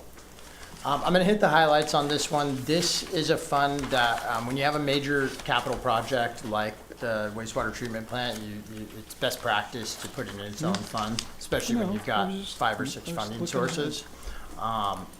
Makes it a lot easier to track and deal with as well. So on this project, we're on time and actually now a little bit under budget. We started out on time and maybe right at or even a hair over. The city has been reserving funds for that eventuality, but we were able to make some sequencing changes in the project and work with USDA. We kind of had to lobby Washington, D.C. to change some of their policies, and they were able to do that for us. And so we were able to move a phase 2 into phase 1, which ultimately reduced our overall unit cost.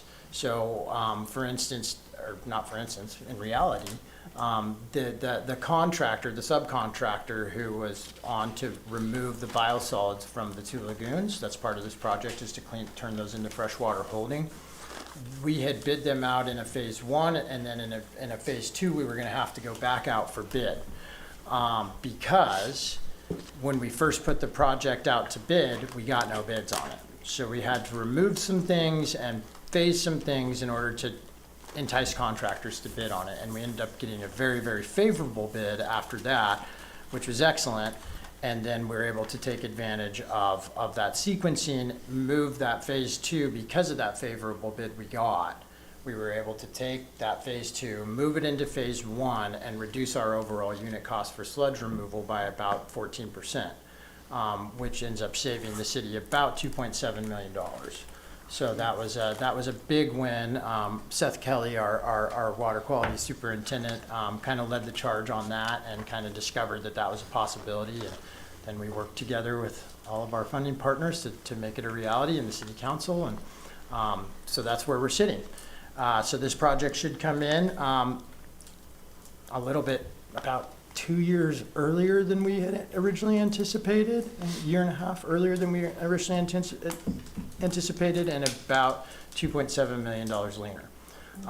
The interesting part about the USDA loan and grant funds is that you'll notice on your page 112 that USDA grant under revenue says $2 million. That is the last money. We can't use that until the last money. So that is why we obviously looked at what can we add back into the project that was removed for that rebid, things that we really needed to do but we're going to phase out into the future. So we started looking, what can we move back in there, because we're not going to leave the quote-unquote free money on the table. And the only way to get to that money is to use the rest of it, which we were already going to do. But so that's why we've been kind of looking at those opportunities to get some of the things put back into place. Another one of those is the permanent access off of Oregon 211. That was going to be phased out too. That was removed from the rebid. We were able to put that back in and still come in within our budget allocation. So all those are really, really big wins and represent a lot of hard work and really some out-of-the-box thinking from your city staff. So I got to give kudos to my folks who have worked on that and identified that stuff. They've done a great job, and Seth being chief among them, I think, on this project. Just for everyone's information, the other thing is that we put in a community project funding application to Representative Bynum's office for $400,000. That would be another grant, and that would bring back the awnings. That they're basically pavilions, but they're more or less just covers for for some of the different pump stations and stuff. And again, those will reduce temperature and protect the equipment to extend the life of it, and also give our folks, because they work out on that stuff like every single day in those areas. And as we all know, it rains 9 months a year, so that'll also help them out to be able to work in an environment that's a little bit more friendly. So it's kind of a triple win if we were to get that. We did move into committee So now, if it comes out of committee onto the funding bill next year, then that will be where we get our award. But moving into committee is a positive step. If it doesn't move to committee, you're done. So that is in committee right now. We'll see how that goes. That kind of covers this fund. There's not a whole lot to say about it. It's an overall $52 million project. We were able to obtain $5 million in state lottery funding for the project, another $2 million from the USDA grant, and another $500,000 in principal forgiveness from DEQ. So right now, as it sits, there's $7.5 million in grant funding that wasn't there at the beginning of the project, or sorry, 5.5 that wasn't there at the beginning of the project, and then another 2.5 million in cost savings. So roughly 10 million or 20% of your project cost has been either shaved or gotten for without having to pay debt service. So I think excellent work by everyone involved there. I have to hats off to that. Does anyone have any questions? Oh, and that project is moving along, like I said, on time and on budget.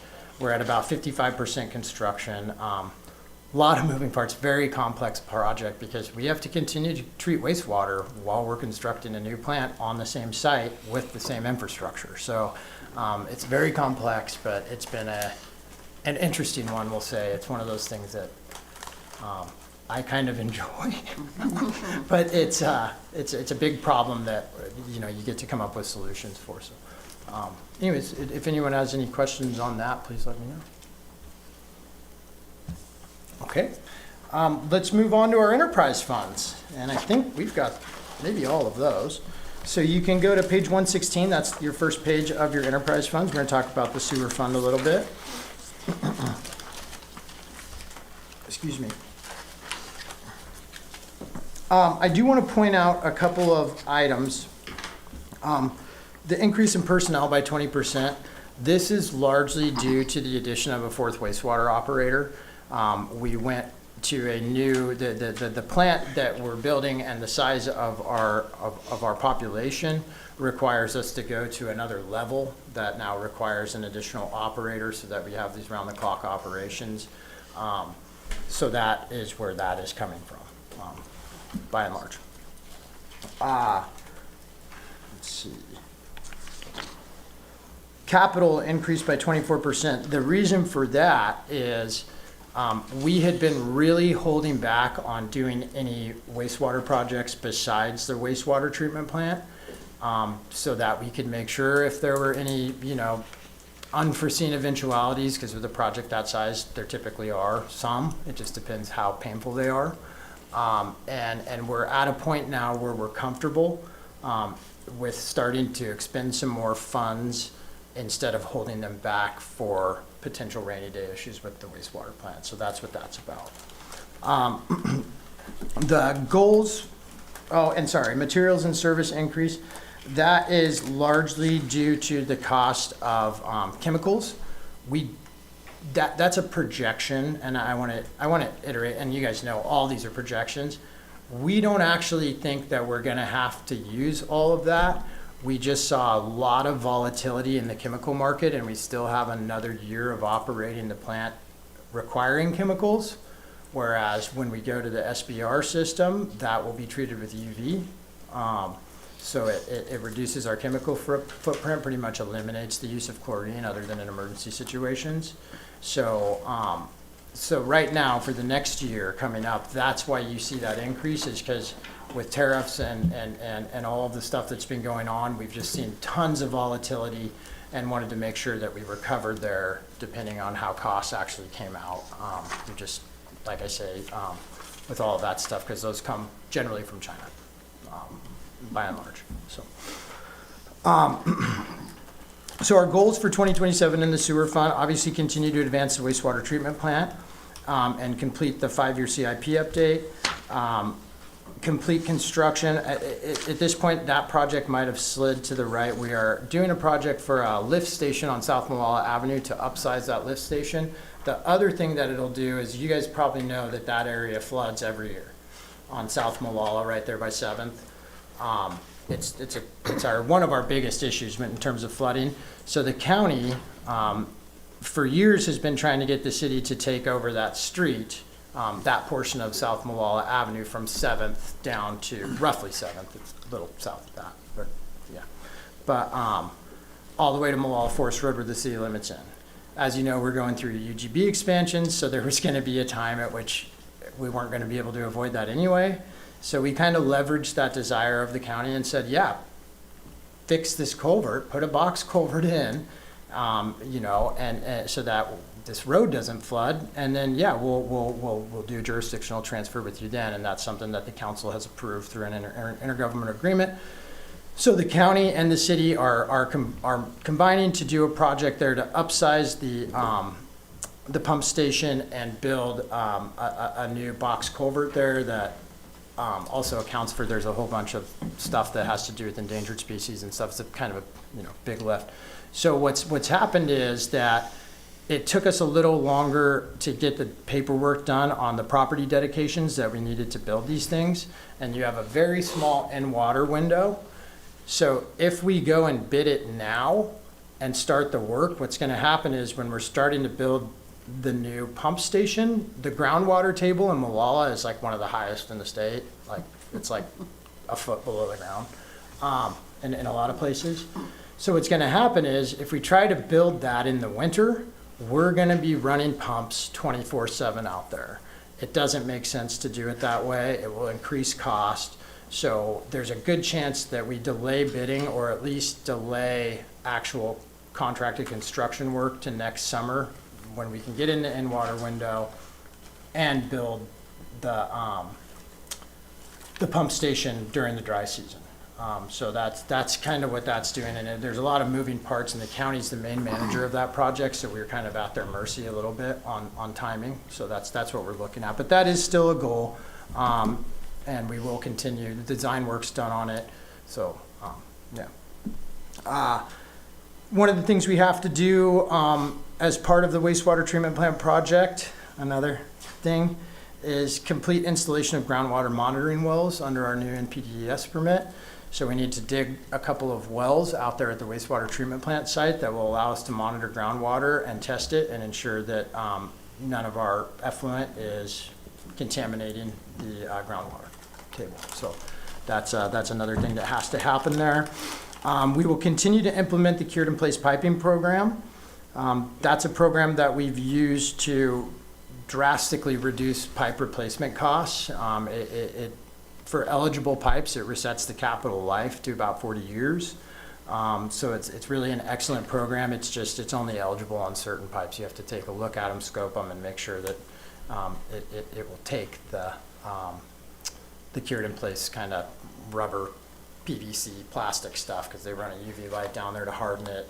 It's kind of an interesting and cool process. And then we also have to update the recycled water use plan. And something I failed to put in here is that we also have to update our biosolids management plan. But we're working on that now, and I anticipate that will likely be done before the end of the year. The first update, then we'll have to do a second update later on. So this is all NPDES permit requirement stuff, not choice type stuff. So that's just, we're continuing, other than the lift station, to work on all the things that go into the wastewater plant beyond just the construction of the plant itself.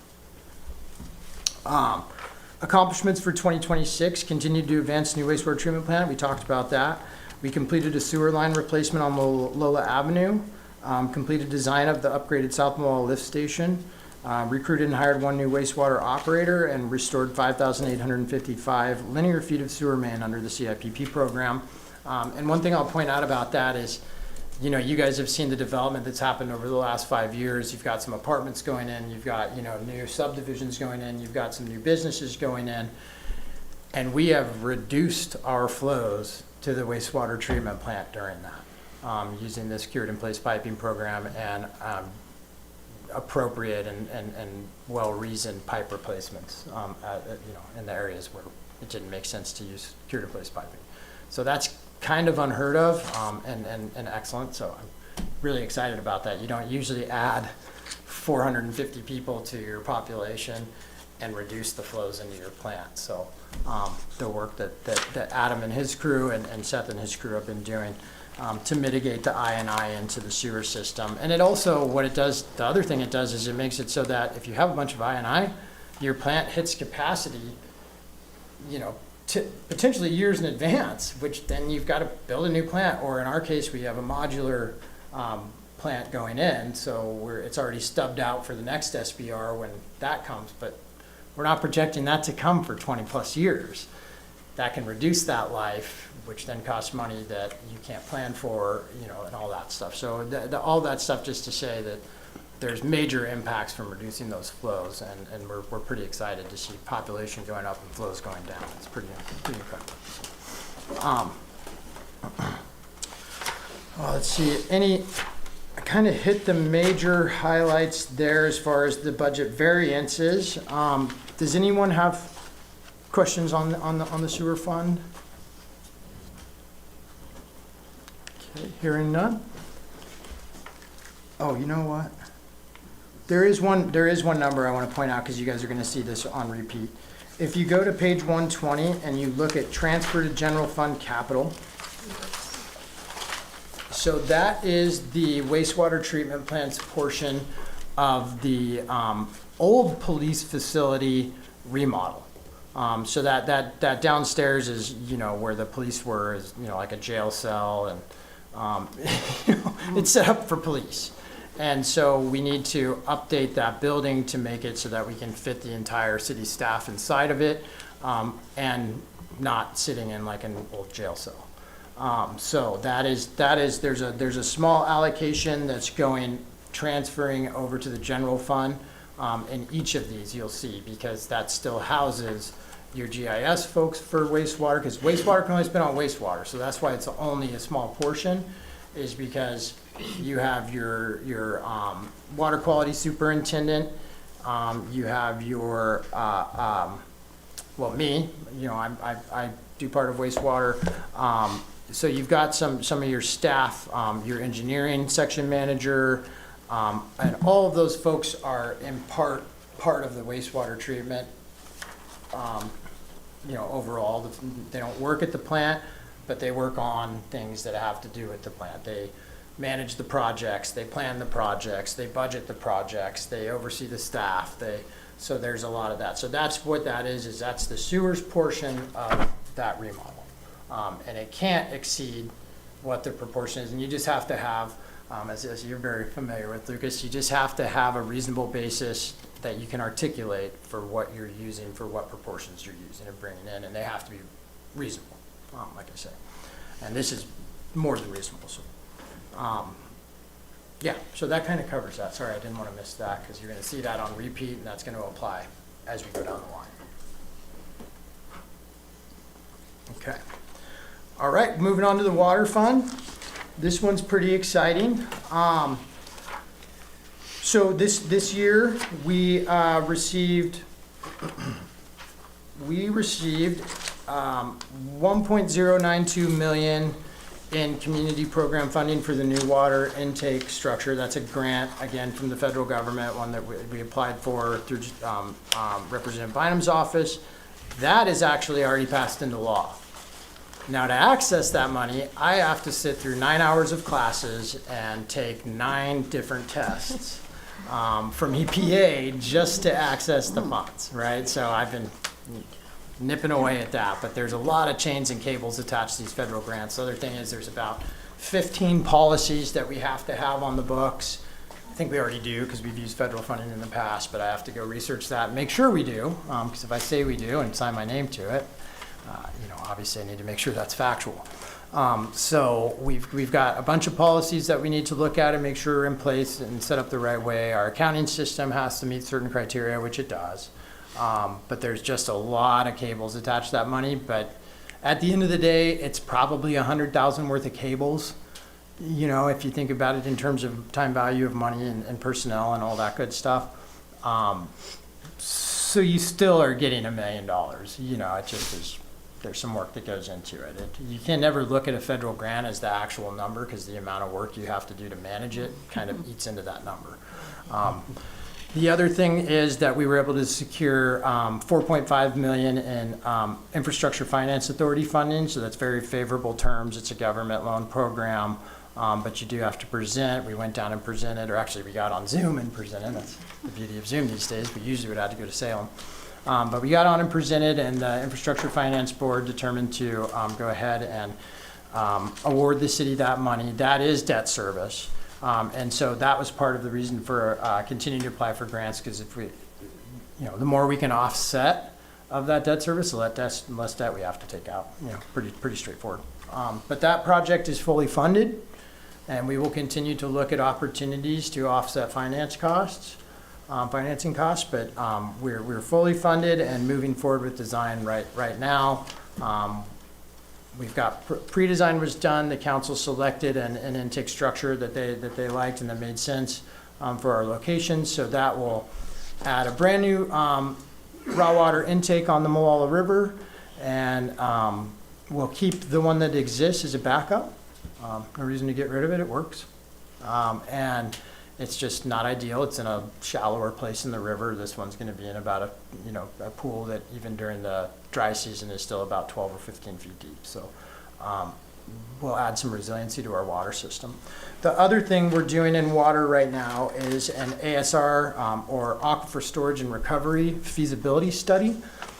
So that study basically is you go out and you study various wellheads that are in this, what they call basin, and we look at whether or not those wellheads would be feasible for an ASR. And what that means is that you can basically take, so Molalla has 4 million gallons roughly per day. It's a little more than that actually. 4 million gallons per day of water rights during the wet season. The city only uses about 1.5 of that on a big day, on a really high use day during the wet season. So we can take up to that other 2.5 million and inject it into the well. And what that does is it not only helps the groundwater table, because you got farmers and different folks that have wells and stuff pulling out of that and potentially drying the aquifer out. So it's really healthy for the aquifer, right, to be reloading that water back in it. And then we can pull out up to 90% of what we put in. So not only is it a big win for the environment, the farmers, everyone else around here, it's also it also provides resiliency to our water system. So if there was some sort of catastrophe and an intake was destroyed, or hey, we it's really low in the river or something like that, doesn't make sense to pull right now, that'll give us another place to pull from. So that's also a grant-funded study. We got 2 grants, one from Business Oregon and one from Oregon Water Resources Department for about a total of about $440,000. So working on that and managing those grants. Let's see.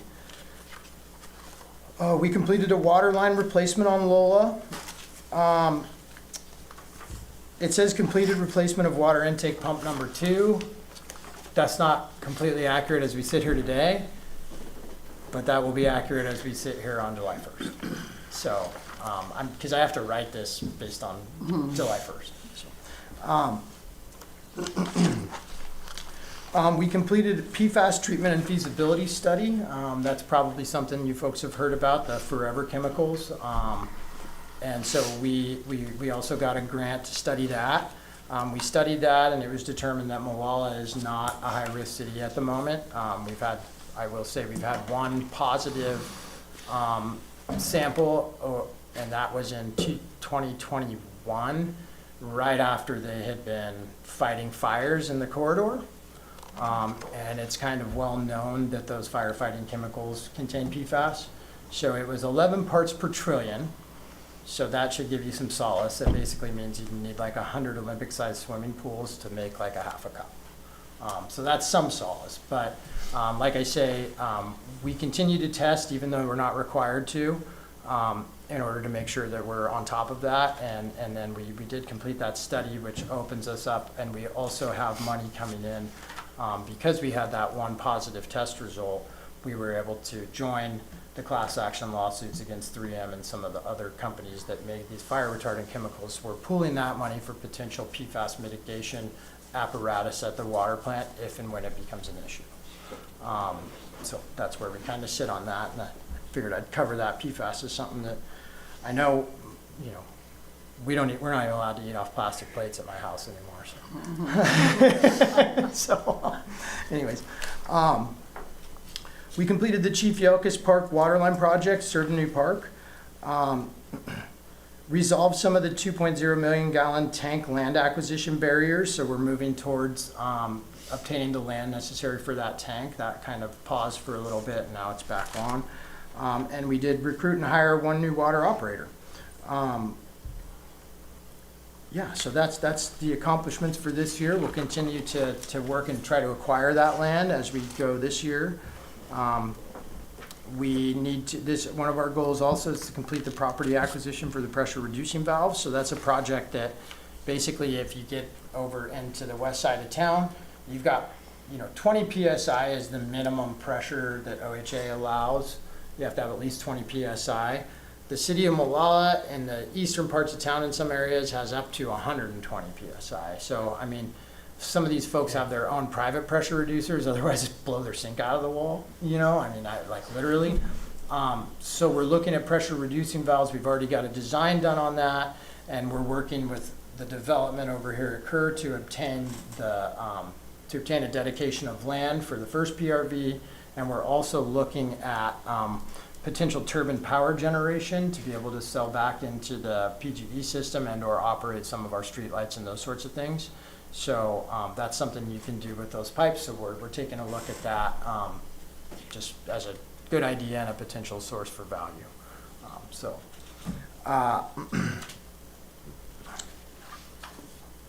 On the maintenance side, we want to implement a hydrant exercising program, complete the 5-year capital improvement plan, and like I said, complete that property acquisition for the $2 million gallon reservoir that needs to be upgraded. I think as far as your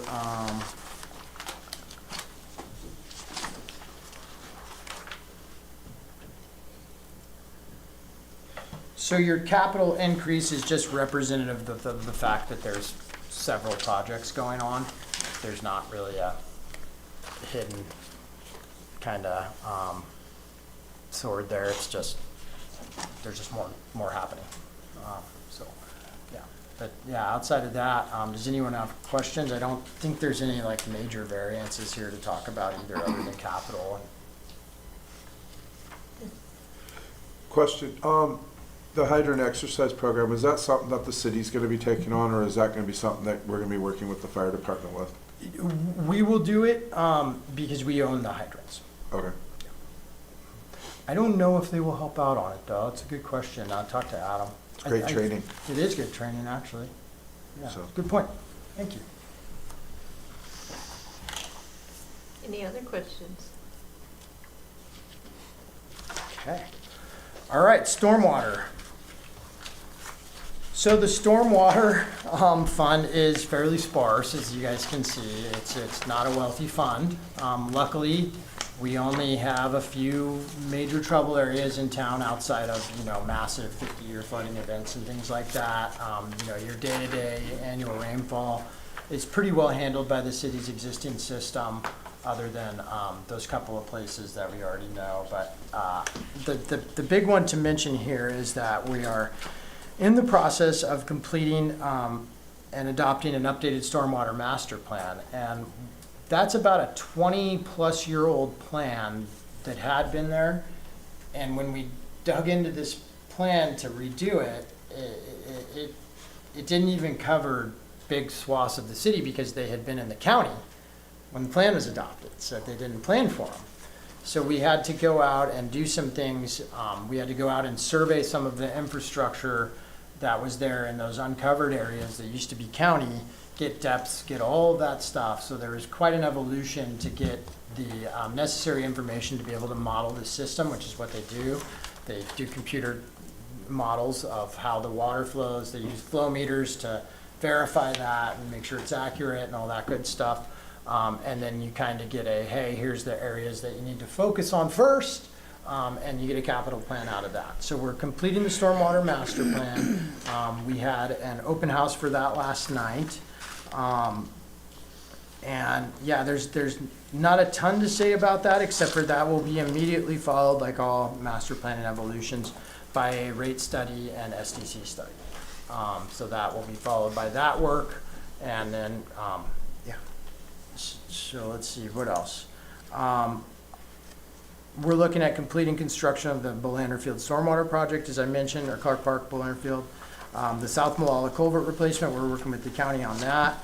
Ivor Davies Park parking and stormwater improvements, those are just kind of part of the parking lot, because you notice there's a stormwater ditch kind of running right through the natural place for the parking lot. So that's what that's about. And then Molalla was named as a DMA, or Designated Management Agency, in the updated Willamette Basin TMDL. TMDL stands for Total Maximum Daily Load, and what it deals with is basically runoff. And how do we get it clean? And how do we make sure we're not having, noxious chemicals that are on the road running off into the creek? Or, a bad business dumping, whatever down the stormwater grates, those sorts of things. So we were named a designated management agency. We have about 4 TMDL plans that we have to report on every year, and we do work around those every year. They're basically integrated into our processes and into our projects already. One of the things that you might notice is like the little fish stickums that say, hey, this goes to a stream. That's part of our TMDL plan. So that's kind of automatic with new development, and then we go and backflush and do a little bit more on the stuff that's older every year. And so we have to be doing that, and we just have to continue to show progress. That's part of what I talked about, the shading at the stream, because one of the things that being a DMA makes us, or make sure that we have to do now, is that we have to update our temperature management TMDL. And with that, we have to do shade gap analyses, and then we have to correct any shade gaps. It's like a 5 or 7 year evolution, so it's pretty long, but we only have a couple properties, so we figured let's knock these out and be done until we have to do more, right, with that. So anyways, we'll be updating that plan to comply with our new DMA designation and the new rules around that, and then implementing that plan to do a few projects that will probably be minor and more in the nature of operations and maintenance type of projects, not capital per se. So yeah, as far as let's see, I don't think I have much more on that. That's kind of the nuts and bolts of stormwater.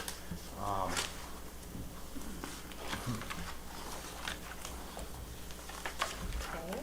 Any questions on stormwater? That's all right. You have more, Mr. Corthell? Okay, you guys, you're almost done with me. Bear with me. We're going to move into system development charges. So that's on page 133. So your system development charges, you guys obviously are welcome and probably already have looked at each of these. The main thing to note is that when we do work out of these funds, it gets transferred into the parent fund, and then we spend out of there in capital. So, if you go back and all those capital project lines in each of your enterprise funds, there was a transfer in from SDC IMP and a transfer in from SDC REIM, and there's that both in revenue, and then there's an expenditure line that matches it below. Okay, so that's what it is. It's all part of those funds. It just has to be separated because there's a lot of laws and rules around SDCs, both how they're charged, how they're maintained, how they're accounted for, and all of that good stuff. So we manage them in their own funds because their interest has to go back to them, and it has to go in separate parts. So what proportion of that is improvement, what proportion of that is reimbursement, and the interest has to attach to each of those, because you can't spend reimbursement dollars the same way you can spend improvement dollars. So there's 2 parts of an SDC, and we'll do a quick down and dirty on this. But basically, SDCs are the cost that new development pays to use a portion of your system that you've already paid for. That's the simple concept of it. So if this community has already put a pipe in the ground that is 12 inches for sewer water, right? That means that someone who comes in and builds something and then connects to that pipe, they're paying for their use of that pipe, right? They're buying a proportion of the capacity of that pipe that this city and the citizens of this city have already put in. So it's basically buying into the game, right? So that's kind of the quick down and dirty on SDCs. The big thing to kind of point out is that reimbursement SDCs can be used for any capital project from the for the system from which they were gotten. So if you have stormwater reimbursement SDCs, any capital project you're doing in stormwater, you can use those funds on that, obviously subject to budget allocations and that kind of stuff. But legally, you can use it, right? Improvement SDCs can only be used on capacity increasing projects and only on the proportion that increases capacity. So what does that mean? Let's go back to our 12-inch pipe. Let's say that 12-inch pipe, we've got a major categorical user that comes in and needs a ton of sewer, right? So now that 12-inch pipe that had a little bit of capacity in it, that needs to be upgraded to an 18-inch pipe. Otherwise, the pipe's not going to carry everything, right? And then you're going to have overflows and a lot of bad stuff, okay? So what happens is that we say, okay, a 12-inch pipe versus an 18-inch pipe, you might think it carries 50% more. It doesn't. It carries more like 300% more. It's kind of weird when you're dealing with circumferences. But anyway, so that pipe has a capacity that's 3 times larger than the 12-inch pipe off the top of my head, like 3.17. But I'm not losing. I'm sorry. I'm losing myself a little bit. So you have this pipe that carries this extra capacity, about 300% more, right? But this development only needed 20% more capacity, right? So we're going to look at what's the difference in cost between a 12-inch pipe and an 18-inch pipe, right? Now, the groundwork, that has to happen. So that all gets played in because you can't pull a pipe out without doing the groundwork. So 100% of that is improvement eligible as long as the pipe is being upsized. Now, you can only charge, or you can only spend improvement SDCs on that portion that's beyond the 12 inches. So you look at a 12-inch pipe, what's the cost of that? You look at an 18-inch pipe, what's the cost of that? You subtract that 12-inch cost from the 18, we can use this much money. Now, the way that really works is that during these master planning processes, and sometimes after, it just depends, it can go either way, but you have the engineers do an analysis so that it's legally defensible, and they provide you and say, hey, 32% of this project is FCC improvement eligible. But that's what they're looking at, and that's kind of how they do it in a very simplified way. So it has to be the portion that's actually improving the system or increasing capacity in the system, and then you can use improvement SDCs on that. So yeah, any questions on that? I know it's a very complex concept, and it's even worse when I start to really get into it. But, okay. We could use a little more on the circumference. Yeah, sure. I'm sure everyone's You hush over there. pining away for that. So that's your SDC funds. I don't have a ton to say about those because, like I said, you guys have kind of seen what the activity is with those in the enterprise funds already. But if you have any specific questions about any of them, please let me know, and I'll do my best to answer now or get you one. I have a question. Mm-hmm. When they put all those apartment complexes in, did they have to upgrade all that? So they pay SDCs. They had to install a water line and a sewer line to serve those apartments. They did not have to upgrade the trunk line. Okay. They did have to extend a main down Ona and connect to that, and then they connected in the street. And then, they had to put manholes in, new pipes, and a whole bunch of So stuff. that was all their cost? That's all their cost, and then they also pay system development charges as well. Any other questions or clarification on SDCs? No. Okay. Unless you guys want me to keep going on the rest of these funds that are theirs, I'll thank you for your time. And if you guys come up with questions, as you can tell, I like talking about this stuff. I find it very, very interesting and would be more than happy to sit down and chat with you about any of it. It's always nice if I can get the question in advance, because sometimes it takes a little bit of research and to make sure I'm giving you factual answers. But outside of that, anytime, you guys know where to find me. My email's on the website. My office is right back here. Please feel free. I'd love to chat over anything that you see or think of.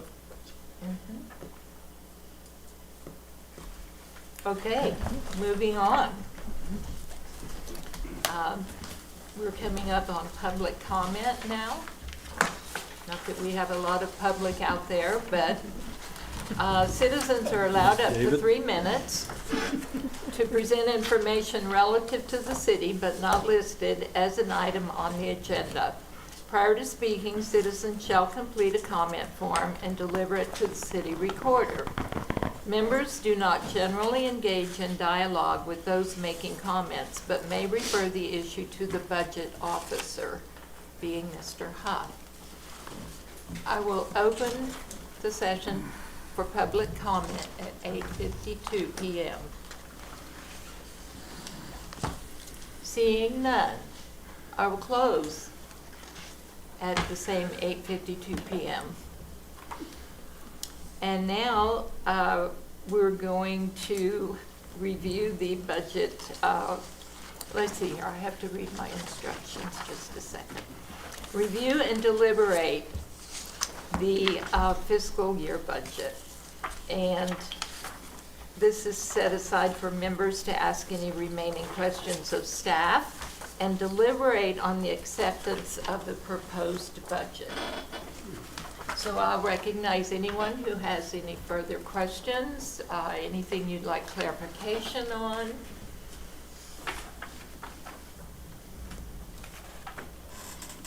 Wow, look at what a great job you all did.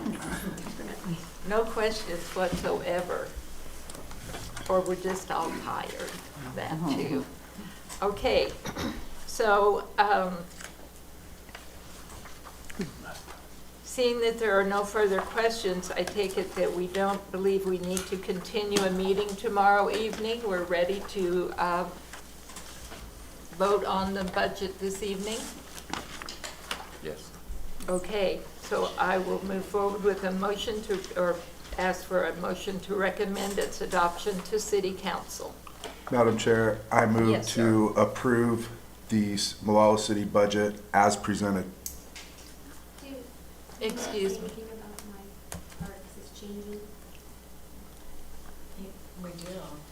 We did skip over a part that you wanted to partake in, didn't you?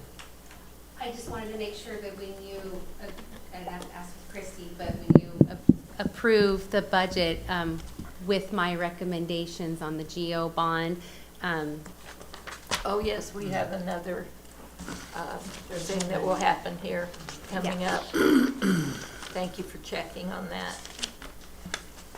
Okay, we have a motion. I second the motion to approve the budget. And a second.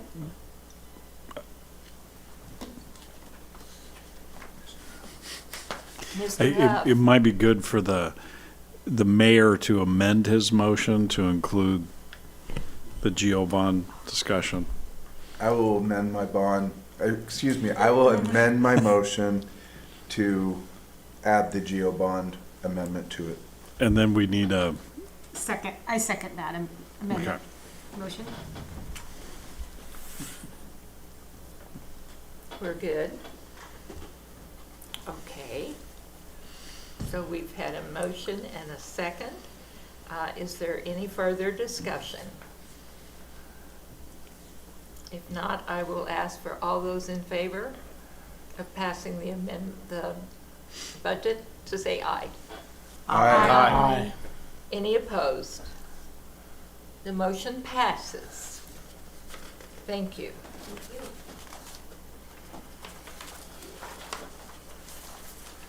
Now we have to address ad valorem property taxes. And I will entertain a motion to approve ad valorem property taxes to be certified for collection at the rate of $5.3058 per $1,000 of assessed value for the permanent rate tax, and in the amount of $820,684 for debt service on general obligation bonds. Madam Chair, I make a motion as you mentioned. I believe that we have a specific way that this has to. Oh, is this, And- sorry, I'll take that back. Your chair. Go ahead, sorry. Thank you, sir. I move that we approve the ad valorem property taxes to be certified for the collection at the rate of $5.3058 per 1,000 of assessed value for the permanent rate tax, and in the amount of $820,684 for the debt service on the general obligation bonds. Second. Thank you. I have 2 seconds. Any discussion by the committee? Are there any questions on this? Okay, all those in favor? Aye. All those opposed? The motion passes.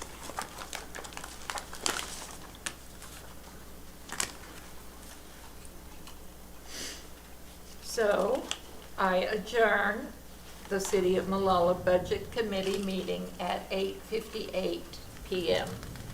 Now, nobody get up and run for your cars because we're on to the second one now. But you can take a breather since Dan got up. Well, I'm handing over the gavel. I had one, I just didn't use it. Mr. Huff, you need to open this meeting as well as the budget officer. Oh, you still gotta use your gavel, Mr. Mr. Huff. Huff. I guess I do. I do? Bye, Matt, thank you. Thank you. Jim, Max. Bye, Mac, thank you Mac. so Thank you. much. Ladies and gentlemen, when we begin this meeting, each of you should introduce yourself as agency members, please, when we take roll call.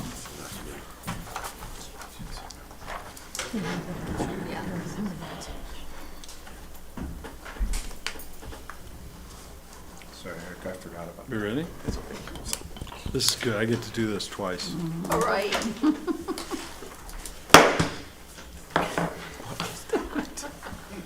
I never get to do that. I can see why. Good evening again. This is the Molalla Urban Renewal Agency Budget Committee meeting for fiscal year 2026 through 2027. We'll go ahead and do roll call, starting with Finance Director. Cindy Chauran, present. Michelle Treethathan, agency member. Shar Penny, agency member. Become the agency. Agency member Kaiser present. Agency member Sheaves, present. Agency member Vermillion present. Agency member Childress present. Agency member Gilmer present. Agency member Kleisig, Laura, present. Agency member Basinius present. Agency member Bartholomew present. Agency member Lucas Kleisig, present. City Recorder Christy Teets, present. Dan Huff, Agency Budget Officer, present. So the first thing we need to do is we need to do what we did for the Budget Committee, and we need to elect a MURA chair. Are there any motions on the floor? I move that we appoint agency member Childress as chair. Okay, we have is there a second? Second. And we have a second. Did you get that? Okay. We have a motion and a second. Is there any discussion? All those in favor? Aye. Motion passes. You are the chair once again. Okay, our next step is to elect an agency budget committee vice chair. Is there a motion, please? I move to nominate Council President Vermillion. Second. Is there any discussion? All those in favor, please say aye. Aye. All those opposed? Seeing none, the motion passes. Okay, is there a motion to approve the consent agenda? I move that we approve the consent agenda as presented. Second. Is there any discussion? All those in favor, say aye. Aye. Any opposed? Nay. Motion passes. So we will have the presentation of the budget message for fiscal year 2026-27 by the agency budget officer, Huff. Thank you, Chair Childress. This one won't take too long unless you have questions about the circumference of certain items in the, I guess you don't. So the Urban Renewal Agency, obviously, the City Council is the Urban Renewal Agency. When we have meetings at the council level, we basically run a separate meeting, just like we're doing with the budget meeting tonight, and they change their hats, and they act as that. Some cities will have separate agents, separate boards for that. We don't do that here. Does everybody understand? I know we have some new members. Everybody understand what tax increment financing means? Why don't you give us a brief Okay, there is description no of that, circumference please? in this explanation.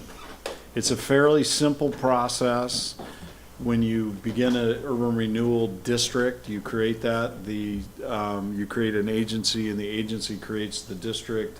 And what happens is in the basic form is all those property values are frozen at that date and time that you begin the district. So if you have a piece of property, no matter how big or small it is, that property value is frozen at that, and it's frozen there for the tax rate. Any additional growth in value of that property then is kind of peeled off the top. I had to have a hand gesture in there because I didn't want Mac to only be the one that did that. So you peel that growth in value off the top and you put it into the Urban Renewal Fund. And those are the funds that we use to do a couple of things. It generates dollars, and you can use those dollars on an annual basis.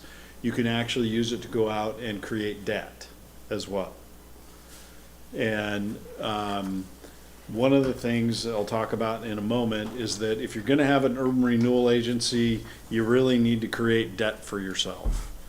And we haven't done that for a little bit, so we're going to talk about that in a while. But at the end of when the agency reaches its limit, ours is 2034, then everything just goes back to normal. Those dollars, it's actually a benefit to the city and the fire district, because those dollars then just go back into the general fund. So we're actually giving up some general fund dollars in order to use those funds within the district to promote commerce by infrastructure.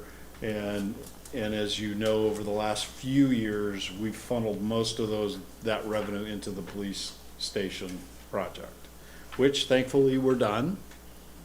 Now we can use that for infrastructure projects elsewhere in the city. Does that make sense to everybody? Okay. So what we have this year, if you turn to on page 145, we have 2 design projects that we'd like to get started for next fiscal year. One of those projects is the West Main Rehabilitation Project, and that is a project within your district, within the Urban Renewal District, between about the bridge over Bear Creek on Main Street, Highway 211, moving west to 213. That section of Main Street, one of the reasons why that section of Main Street has not redeveloped is because we are missing some vital services in there. There is no sewer line on the south side for those folks to tie into. So we really need to go in there and put a sewer main in there. We need to extend that sewer main, and we need to upgrade the water main that's in that area. We've had a few people that have come in and wanted to do something on that on those properties.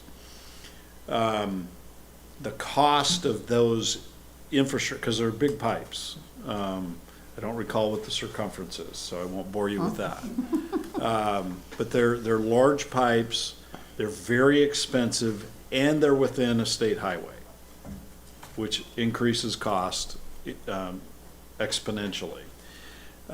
So what we want to do is do the design for all the infrastructure that we need to upgrade in that section next fiscal year, so that we can prepare what it, and then obviously the city council will make a decision later whether or not that's a capital project we would want to fund out of the urban renewal district. So maybe next year this time, you will see us propose a project for an actual construction project to upgrade those systems, because we don't know what we need to do yet. That's one project for design. The other one is Low Road.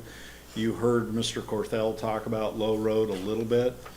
We want to go in there and do design work on what needs to happen on Low Road to upgrade it. There's some properties, if you look at the large map over here, there's some properties that are south of the Stone Creek Apartments that are in the city and they want to develop.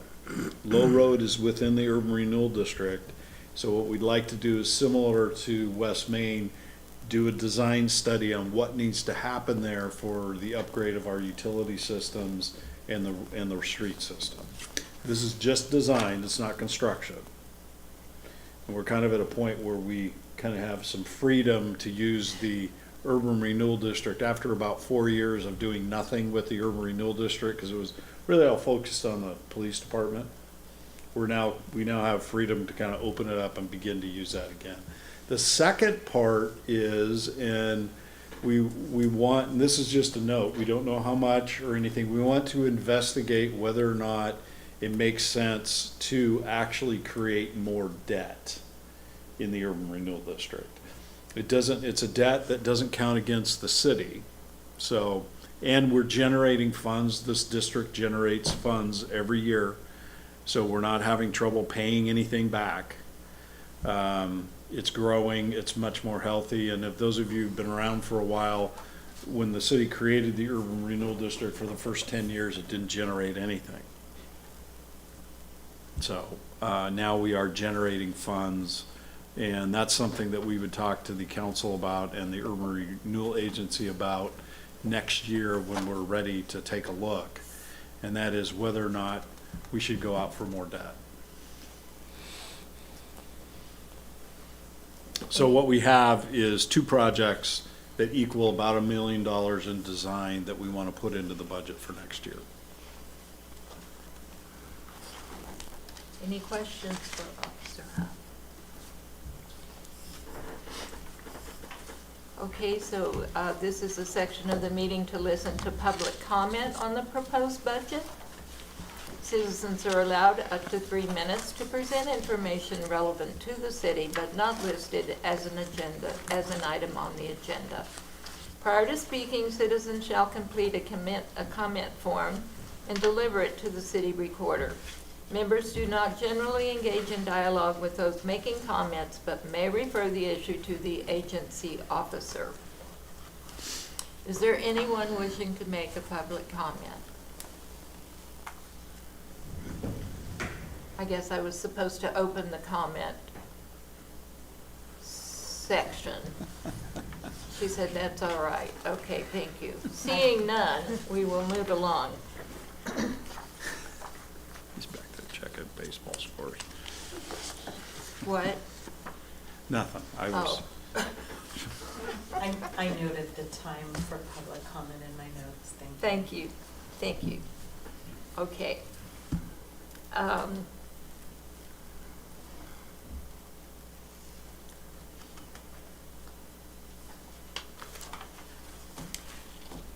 May I have a motion to approve the proposed budget and recommend its adoption to the Urban Renewal Agency? I move that we approve the proposed budget and recommend its adoption to the Urban Renewal Agency. Second. Catch that. There's a motion No, by it doesn't agency belong member here. Vermillion and a second by agency member Gilmer to approve the proposed MURA budget and recommend its adoption to the Urban Renewal Agency. Is there any discussion? All those in favor? Aye. Opposed? Seeing none, the motion passes. So we're moving on to approved property taxes. You actually don't need to do that. Oh, we do? I was gonna say, Okay. I don't need to do that? No, you're fine. Okay, good. Then I think that we, I'm sorry, we're conferring because between the agency officer and the finance director. okay, Go ahead. any roll is not. With the script that, Madam Chair, with the script that's provided, it will guide Thank you you. through the motion. Thank you. Thank you. Is there a motion to approve levying property taxes for the maximum amount of revenue that may be raised by dividing the taxes under Section 1C, Article 11 of the Oregon Constitution and ORS Chapter 457? I move to approve levying property taxes for the maximum amount of revenue that may be raised by dividing the taxes under Section 1C, Article 11 of the Oregon Constitution and ORS Chapter 457. Second.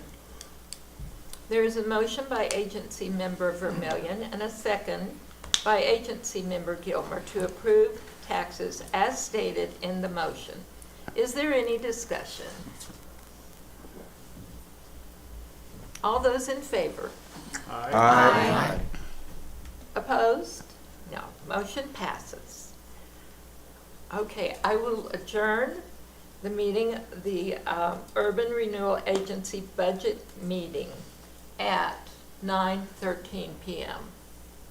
And I'm just going to say we're adjourned, but I do want to say off the record that thank you for the citizens who've come and volunteered to be on our committees. We appreciate it so much.